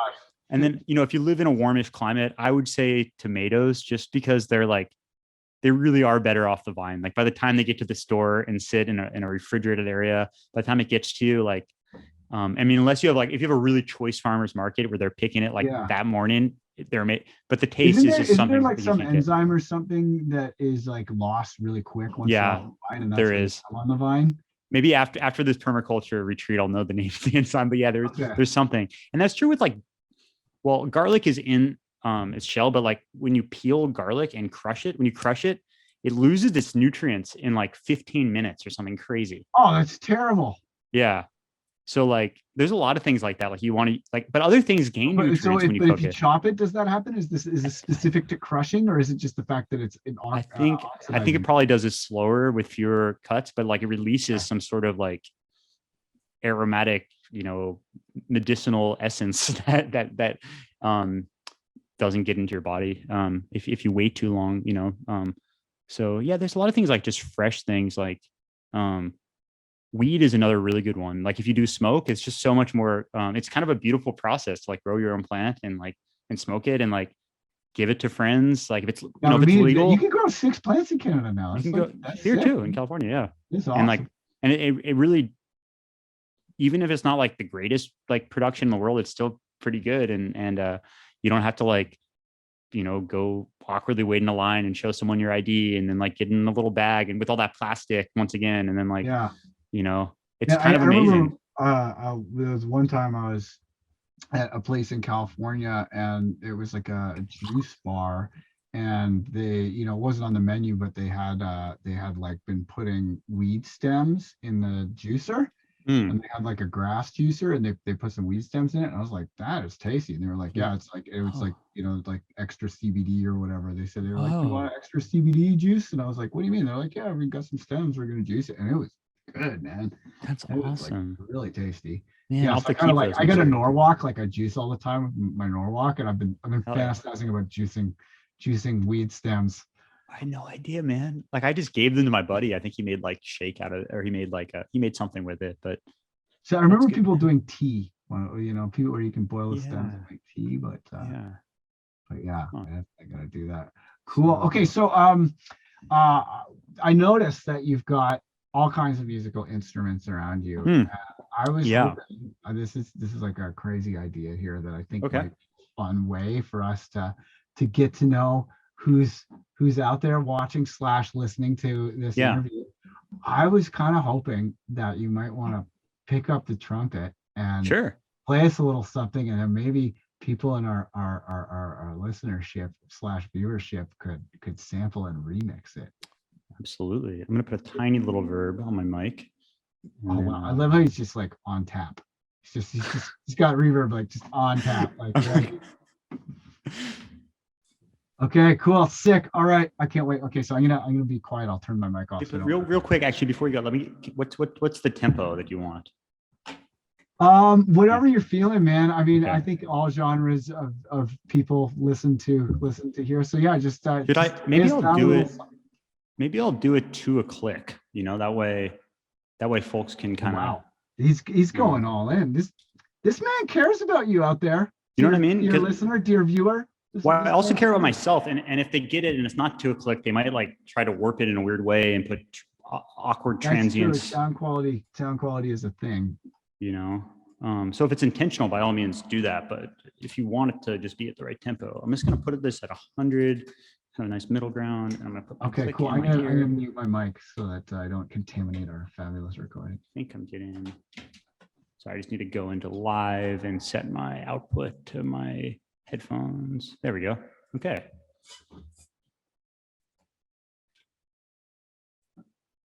And what I'll do is I'll record this like in hi-fi in Ableton and I'll send it to you. And then if someone wants it. Oh, super sick. Even better. Or maybe I could even like upload it somewhere, like a public link, Oh, this is so great. Okay. And then if you remix this and it's awesome and amazing, we can talk about maybe putting it out.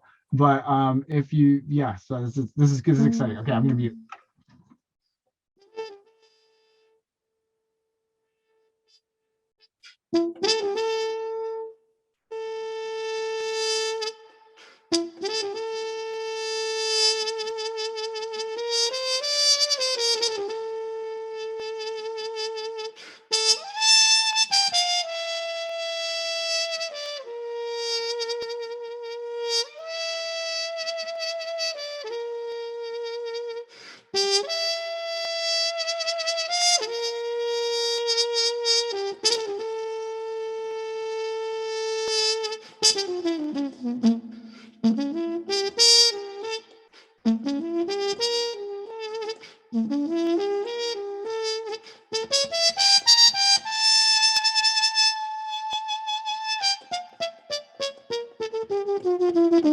Yo,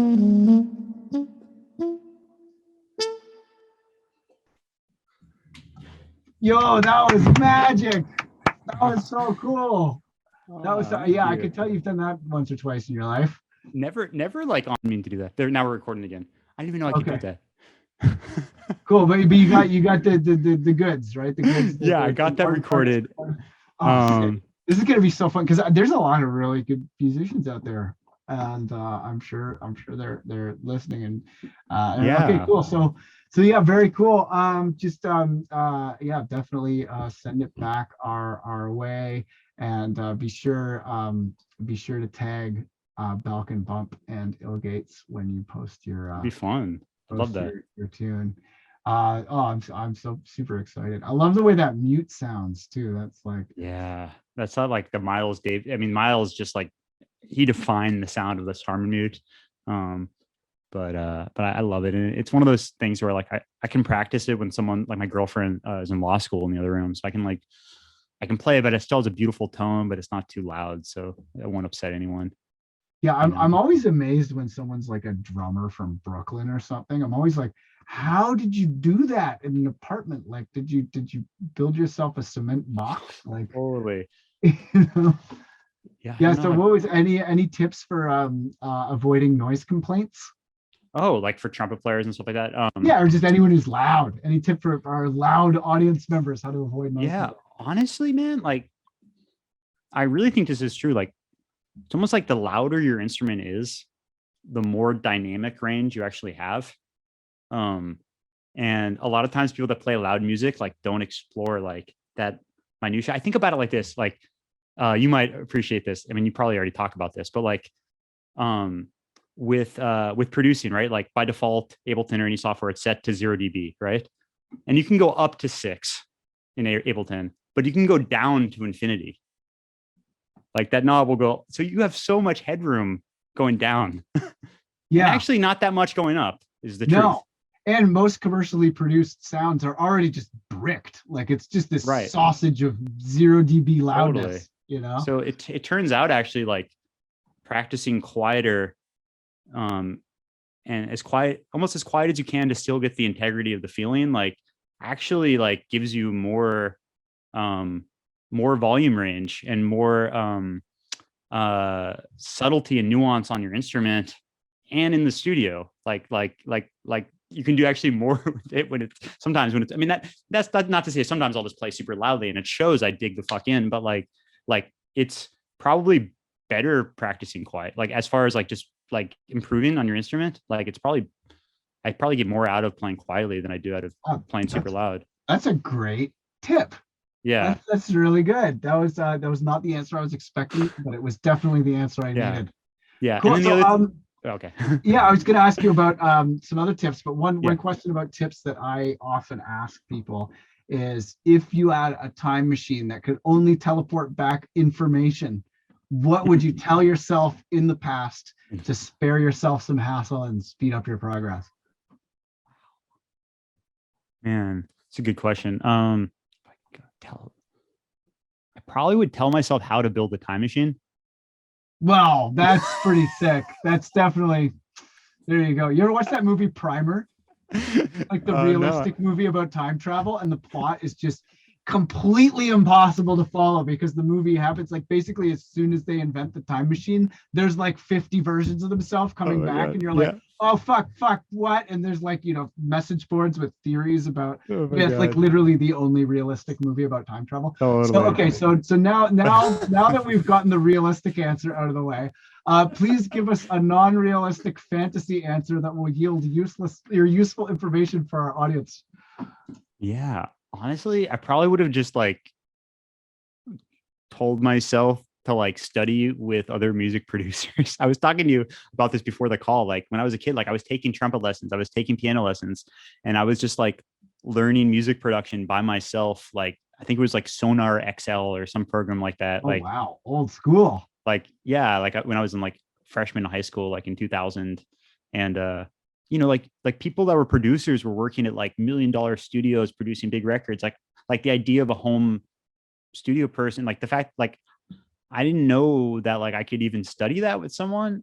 and like learn about producing like really until like after college. Like for a long time, I didn't realize that like there were, and people like you like helped actually like make that visible. Like, hey, like I'm here to help you. Like, let's make your beats more awesome. Like I didn't know that was like a thing growing up because it wasn't Yeah. really, No, well, that's why I was so compelled to create the dojo community, is Yeah. that I remember what it was like growing up, where no one wanted to help me and everybody treated it this competition, and they were all trying to like, keep me out of the game.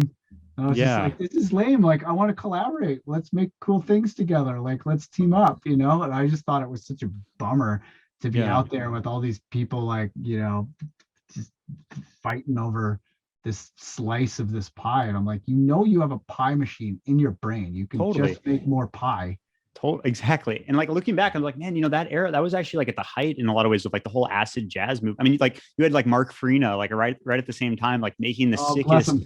the sickest beats, like in San Francisco, just like 30 miles from where I was growing up, like mixing trumpet and hip hop and all these things that I was falling in love with. I didn't even know he was from the area. Like I probably would have told myself, hey, like you love Mark Farina, like go, I know you're 16 years old, but like have your mom like drive you to his show and like hang out and like ask him if you can study with him. Yeah, Like, because I get a lot of requests that are like, hey, can you listen to my demo? Can you can you hook me up with some famous person, can you do this? Can you do that? Can you do the other thing?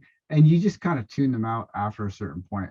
But if someone's like, I want to help you in some way that is meaningful enough that you will want to share your knowledge with me, you don't get that question very often.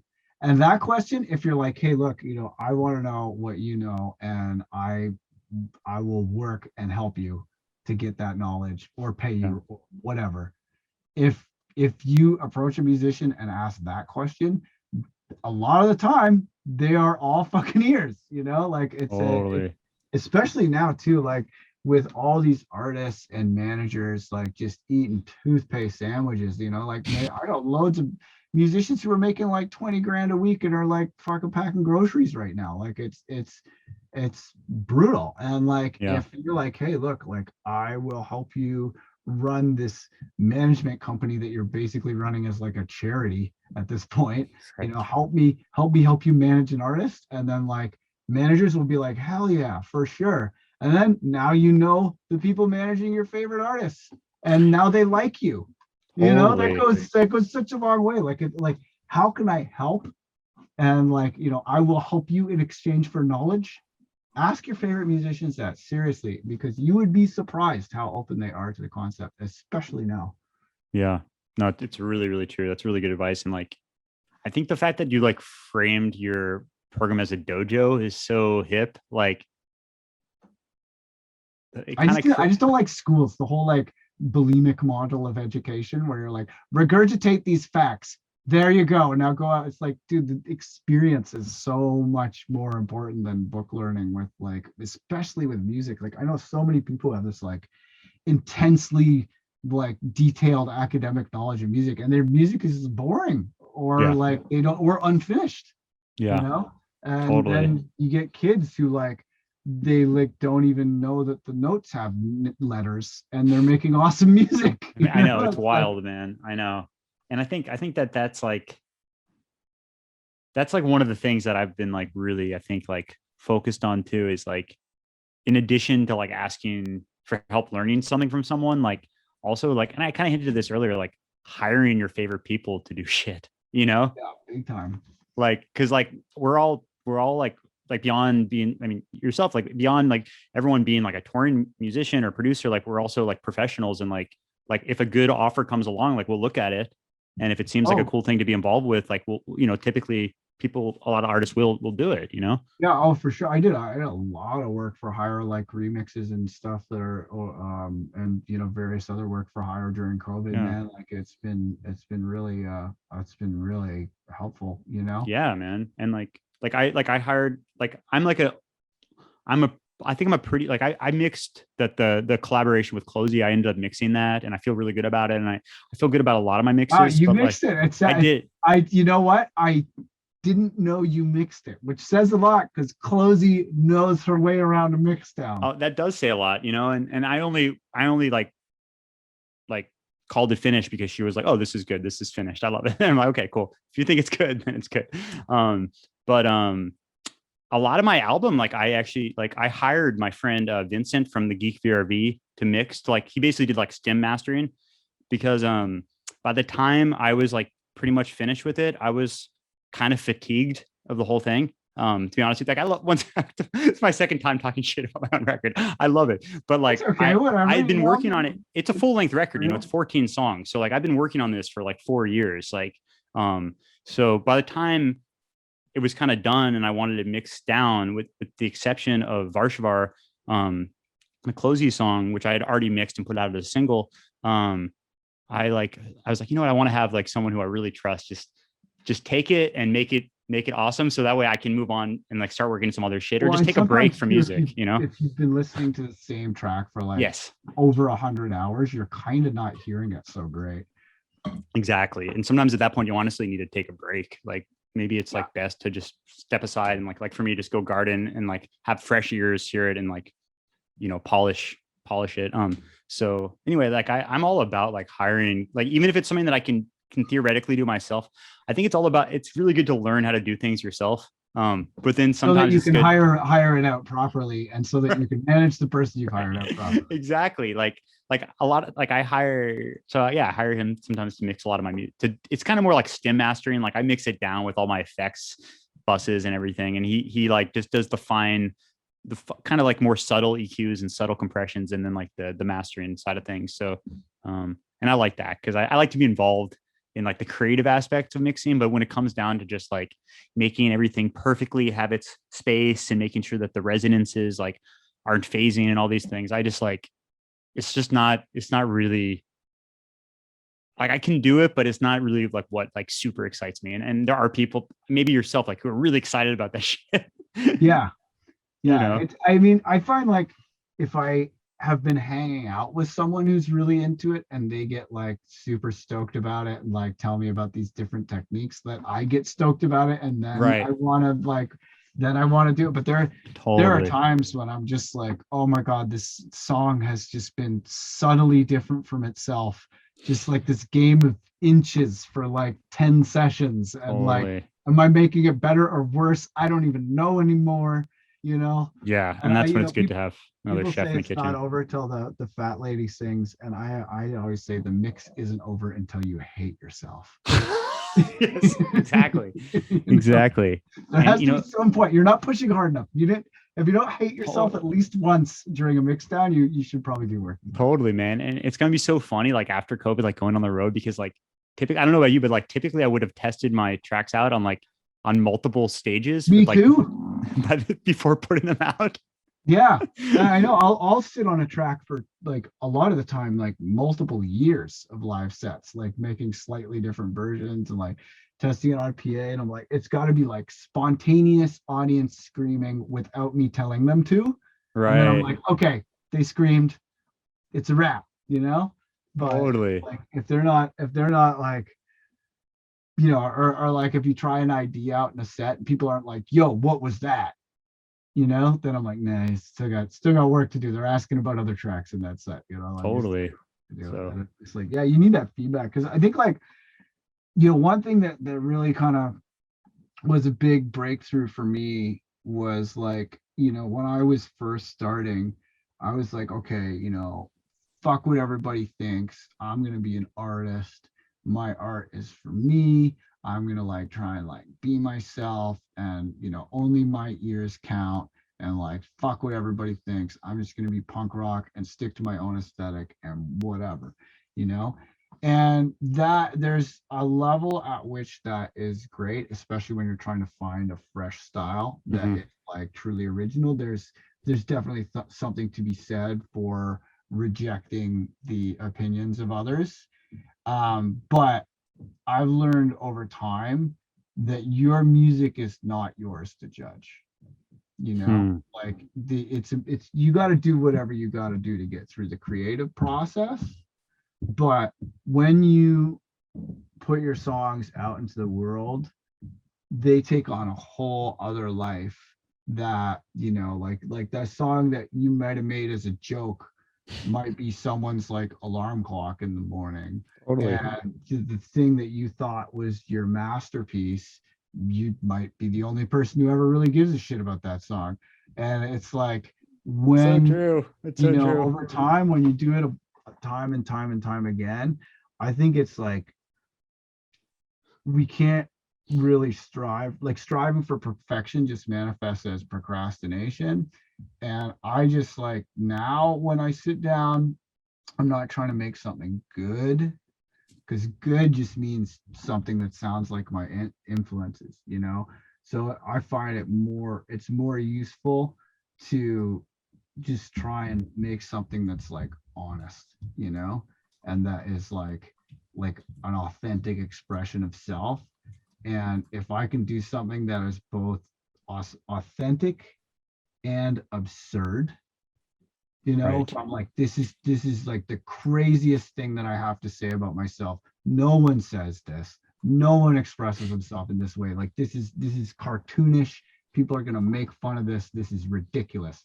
And if I can tick that absurd box while also ticking the honesty box, Yes. that's when it's really good, you know. But it's like you gotta kind of, I don't know, it's like you just have to let it happen, you know, and like stop trying to make it happen, you know, and just let it happen, let it come out, let it be weird, let it be what it is. And then, you know, I found that for me was a big breakthrough, you Dude, know. you're so right. And like, I think that's like, you know, like I was saying, like I kind of was making these Balkan trap beats kind of as a joke. To be honest, like the first beat I made was exactly what you're talking about. Like it was a joke. Like actually I made it because my friend Poldor, who's an amazing artist, was in town, and his label head, it was his birthday that day, and he hated trap music. Like he put out like instrumental hip hop albums, and this guy hated trap and was coming up right then. So as a joke, we made this like happy birthday trap beat and gave it to him on a CD. So on his drive back home from dinner, he could listen to his birthday gift on a CD.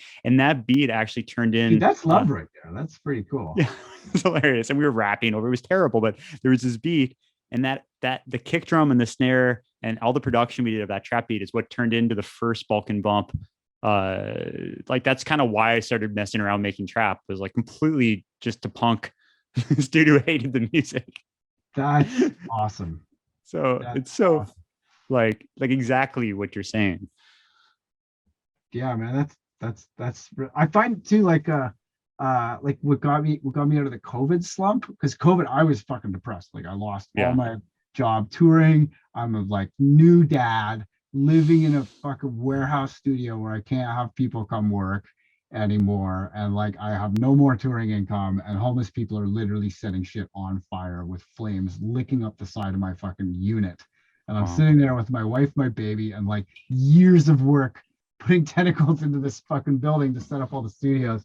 I was just like, oh my God, I just don't feel like making party music for sound systems that are illegal to play right now, you know. And I was really bummed. And then like one of my homies, he lives out in China, and he has a heavy metal band, and they're like, you know, they tour like China and Japan and stuff. And he was like, yeah, you know, I'll pay you to do a fucking remix for my heavy metal band. And I was like, okay, you know, fuck it, whatever. And I sat down and I was like, not writing music for a crowd. I wasn't writing music for a sound system. I was just writing music for my friend because I love him, you know, and also because he was paying me. But you know, but it's like it was motivated by love, the track, you know. And even if you're just writing tracks for like one person, you know, it's like that there's a real power in that, you know, and a way to just kind of like cut through a lot of the like bullshit blocks that we have is like write music for like one, like maybe it's your fucking dog, you know, who knows. But like if you write music for like one person, that I think is a big hack. Like and if you're trying to write comedy music that's for one person, you're just like, so much of the crap that's stopping you from making music is just not relevant in that paradigm, you know. And then out it comes. And the next thing you know, boom, Balkan Bump up in the Super Bowl, baby. I know, it's so funny. Yeah, like I think that's really important to remember, man. I'm gonna like think about that actually when because I'm starting to work on a lot of new music, and I've had a similar slump this whole year. A lot of ups and downs, weeks when I'm super like in it, and then months when like I haven't hit, export from a session, where it's just like, but I think that's a really, I'm gonna take that, man. I'm gonna take that and try to make songs for maybe individual people, like my girlfriend and maybe my mom. That'd be cool. Love that. She would love that. Yeah. And it's like you're in the house together all the time and stuff. It's like you can't really go on like the craziest dates and stuff. And it's like it's important to let her know she's special, man. I fully support this whole plan. I'm down. Love it. Well, I'm gonna do that. It's a good idea. Hell yeah, brother. Well, man, it's been a pleasure being on your show, and this has been fun. This is easy. Super fun. Is like a really natural, just good flow. I wish and I could you're a great interviewee. Thank you. I wish I could like reach over here and turn some of the knobs on your modular synths. Hey, someday soon. Looks so fun, man. Yeah, the obelisk. It's a good time for sure. Wow, it's just like blowing my mind. I don't even. Stuff is like so amazing to look at. Yeah, well, have you messed with VCV Rack? No. VCV Rack is a free software Eurorack emulator. Okay. And it's basically like there's even like, because a lot of the best Eurorack modules are open source. So like this string synthesizer, this oscillator, this VCA, and what other ones are there that are and this delay all have perfect copies for free. Whoa. on a VCV Rack. And VCV. And you patch it just the same as a modular, and you can set this like MIDI bridge from Ableton to send MIDI into it. And I actually will do like a lot of my patching. Like you can get it for free for iPad. I'll do a lot of time. I'll like try out a patch on the iPad or whatever. Whoa. And like do a bunch of different incarnations of it. And then I'm like, okay, I'm going to do it over there. But if you want to get into modular, there is a free way where like, you can get used to, probability sequencing and like, gates and pitch streams and all that. All those concepts are like, wow. Yeah. It's all free. Are the gates ill? Or are they like? They are, as a matter of fact. Yeah. Sick. Yeah, it's a good time. So check out VCV Rack if you're. I will, man. That's so sick. Were you like a math kid growing up? Oh fuck no. No, really? Okay. I hated math and I hated computers. Really? Yeah, I was not into it at all. And then I would do drawing and like painting and photography and stuff. Like I was in art school. I thought I was going to be like a visual artist. And then I remember like I had to get a computer to do graphic design, and like I was just doing graphic design for this nightclub in Ottawa, and like I just ended up doing graphic design. I had to get a computer to do graphic design, but I think it was like when I realized that I could hide horrifying images in my commercial graphic design work and then turn the flyers upside down and show my friends, and we would all be like rolling on the ground laughing at these like totally ridiculous pictures that I didn't. Then I was like, okay, computers are kind of cool, But That's before so that, sick. I was like, computers are for nerds. This is bullshit. I was anti. Are you still doing shit like that in your music? Like, are there hidden messages like Beatles style? Sometimes, yeah. And I mean, I definitely sample a lot of like household objects and stuff. Okay. And like, there's like, a lot of just like recordings from my phone. Like my track Harmonica Lewinsky with Mr. Bill, I was in Uber, and I was going to the airport, and we got stuck in traffic, and the Uber driver just like turned the car off, didn't even ask permission to know I was a musician or anything. We hadn't talked, and he just turns the car off and starts playing harmonica in this car. And I was just like quietly got my phone out, turned it on, and recorded him. And he played harmonica for like 2 or 3 minutes. We were getting ready to go over the Bay Bridge, and then he finished. And I was like, that was amazing. P.S. I recorded it. Can I keep the recording, and can I sample it for one of my songs? And he was like, sure, dude, whatever. Oh my God. You don't even have to credit me. I don't care. Like, go for That's it. amazing. And, I hope he's heard it. Yeah, I don't know. He Yeah, didn't who even knows? give a name or anything. I gave him a good tip though. I'm just picturing him like driving some other passenger, like listening to Sirius FM, and the song comes on. He's like, "This is my plane." He's super excited. Yeah, I mean, we cut it up into tiny pieces. Okay. It probably worked. Dude, by the way, harmonica Lewinsky is Well, we so were just trying to good. think of harmonica puns. That was the only Well, one It's, we could think it's of. also so good because it's like you literally blow and suck a harmonica. That's like how you play it. It's one of the only But I instruments. watched that Monica Lewinsky TED talk and I felt a little bad about that. I know. I mean, she's an amazing woman who was like one of the first people that was cyberbullied. You know, like she was Oh, like the totally. quintessential. And when you think about the power imbalance in that situation, like Yeah, I probably would have done the same thing. He's yeah, the president. What are you gonna do? You're like 22. I would have Yeah. sucked his dick. I'd be No, like, and fuck, I'll go to Guantanamo Bay if I don't suck this thing. Like, yeah. I know. It's yeah. So And I did I feel think a little bad after watching. yeah, and I think had that happened, like now the narrative around it would have been very different, and I think she would have perhaps been like respected a lot more by the media than she was. At I that have a time. whole lot of respect for her now. Yeah.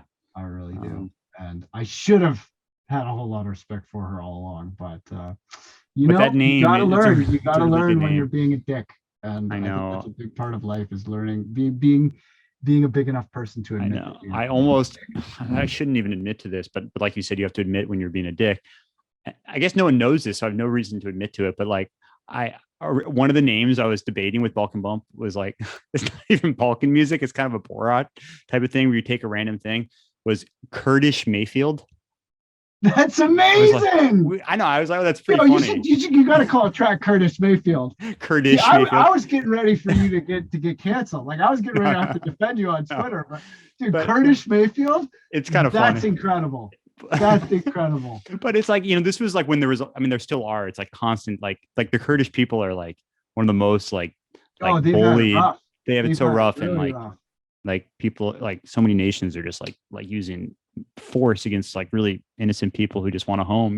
So it's kind of this awful situation that I'm like kind of like making Well, fun. okay, so referencing but the something name, that so people can get intensely like, because I think it's fine to like, if you're not being disrespectful to them, which Curtis Mayfield like is an awesome musician. yeah, I don't think that there's any like comparing anyone to Curtis Mayfield is like he's super cool. right, Like, yeah, I would love to be like if you had some kind of pun about being like Canadian and Curtis Mayfield, I wouldn't be like on behalf Right. of Canada, I'm Right. deeply offended by that joke, buddy. totally. Like it's you can reference things, it's just being respectful whilst you do it. That is Totally, and that's the thing, and I'm glad you point that out because like even Balkan Bump, I've kind of gone through because I'm not like my family, my dad's side's from like nearby the Balkans in Hungary, but I'm like certainly not Balkan by origin. So I always, my attitude about it now, and if I could go back and rechange the name of the project, I probably would.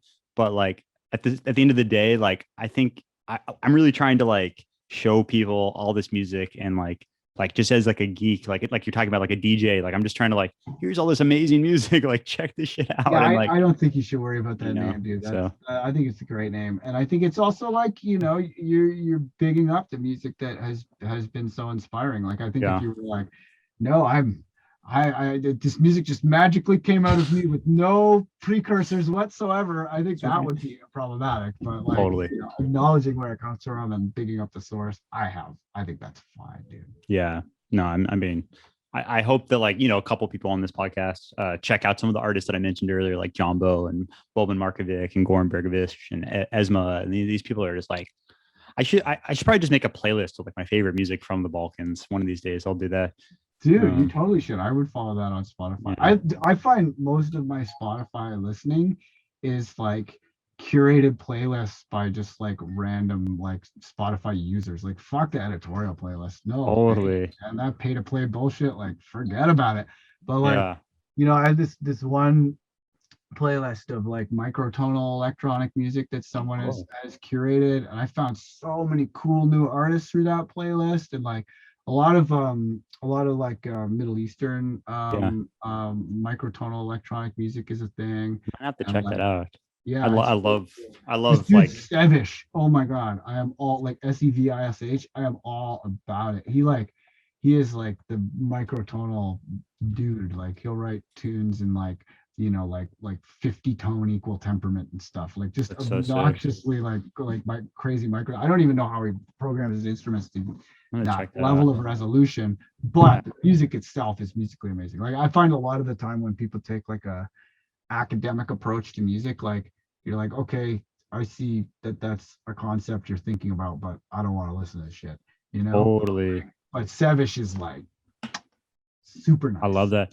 Yeah, Super man. nice. To be honest, that's another thing that kind of has attracted me to a lot of like Balkan and Turkish music, because like so many of this music, like you'll be at a wedding in like Macedonia, right? And like everyone will be dancing and having the time of their life, like as if it was like a Justin Timberlake song, but it's like a song in 7 with with with an 18 note scale.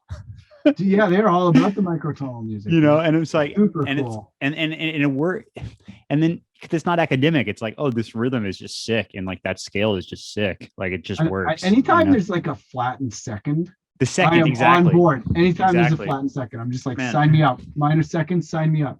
Totally, man. Like here, like.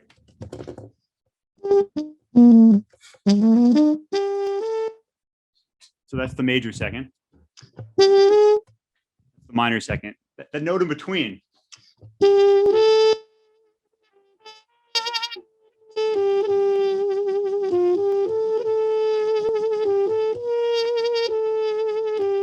It's like, oh, I feel you, man. That's my favorite note. Yeah, super good. Like It's my favorite I'm note. always rocking the Phrygian mode and stuff. Yeah, like, man. That half minor second. Oh, yeah. love it. Yeah, It's yeah, just and you like- don't hear that because that was the devil's interval in Western music. Like that Right. was naughty stuff. Totally, man. And like same thing like with the blues, like so much of what I love about, like I think a lot of what gives the blues its feeling is like the like you go to play the notes in the piano, it's like, oh, it's not a minor third, it's not a major third, it's like right in between. And that is so powerful. When it has the fourth, Yes. fourth sharp and the fifth, And the fifth is the like- police. Yeah, exactly. Is that It's like well, if you that's- have all three of them, then what is that step in the middle? Yeah. Exactly. No, I love that. That's so I'm gonna try to find this playlist you're talking about, this microtonal electronic Yeah, it's music. microtonal electronic music playlist. I've been listening to a lot of prepared piano music. Like like John Cage and stuff, like when you like have a bunch of objects inside the piano that like rattle and strings dead and stuff, and you get this like for like Stockhausen, and like I've been listening to a lot of Steve Reich. I love Steve Reich, man. Like the music for airports, that's like one of my favorite records. Like it's so like it's as if he had a. Did he have a sampler, or are the guys actually tape machines? They did, okay. Because I'm like, there's no way a violinist is doing that for like 5 minutes.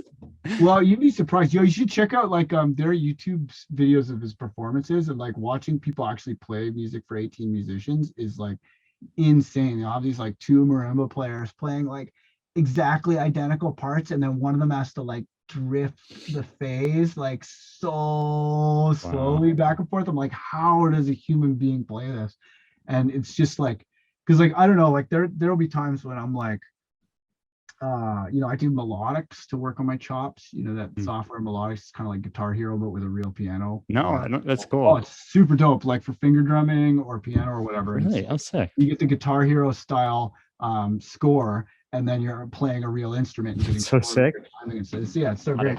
So I do it, but like sometimes when you're doing like the exact same thing, like it's like what's it called, semantic satiety, where you say the word car until it doesn't mean car anymore and your brain turns to mush.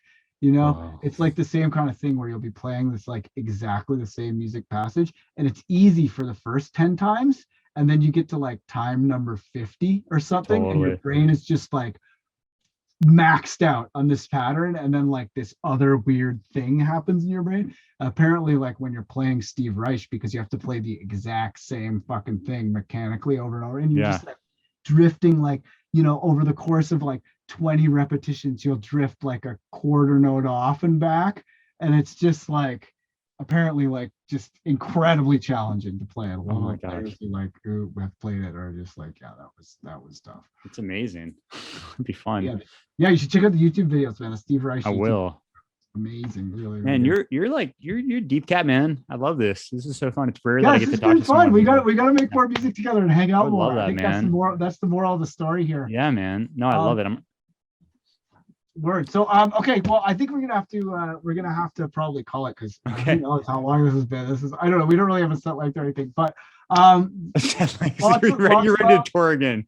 yeah, we'll be on tour again by the time this interview's over. Yeah, I love it. But, But yeah, so be sure to check out Balkan Bump. Your Balkan Thank Bump you. everywhere. yeah, Balkan Bump, everywhere. That's the power of having a fresh original name. Yeah, I don't think I had to Balkan do. Bump 38 _ I think my email is like balkanbump1@gmail because I like accidentally made Balkan Bump and then like forgot the password and had no recovery email. Oh man, that's brutal. But other than You're that, squatting your own domain. yeah. But other than that, it's all good. Other than that, so yeah, just add Balkan Bump everywhere. Be sure to check out my remix of Nomad Slang. Yes. Which is I probably by the time you're watching this, but Yeah, and it's crushing, and I'm so honored you put the time and really slayed it because like I said before, it's like I was like so giddy when I heard them like, whoa, this is so cool. Yeah, fuck quarter notes. It's all the beats are divided into 5. That's what you're saying earlier. Holy fuck shit. the police. Yeah, 5. I can't believe that. Yeah, I'm gonna have to listen. I literally had no idea you were doing like 5 tuplets. So yeah, but even there's no swing. Yeah. It's exact quintuplets. That's perfect. And that's kind of what you were talking about before, like because it feels natural and not academic. It like I didn't even notice, it just felt good. I mean, sneak it in there. Just sneak it in there. All right, lots of love. Yeah, man. Thank Likewise. you so much, Will. I really appreciate you. you being on here. And yeah, I'll be in touch about the collab. Cool. And Sounds you great. should all be in touch too out there in the audience. We want to hear your remixes. Yes, I emailed it to you. And yeah, big up. All right, Catch thanks, brother. around. All right, you Peace take out. care. Step in my dojo, you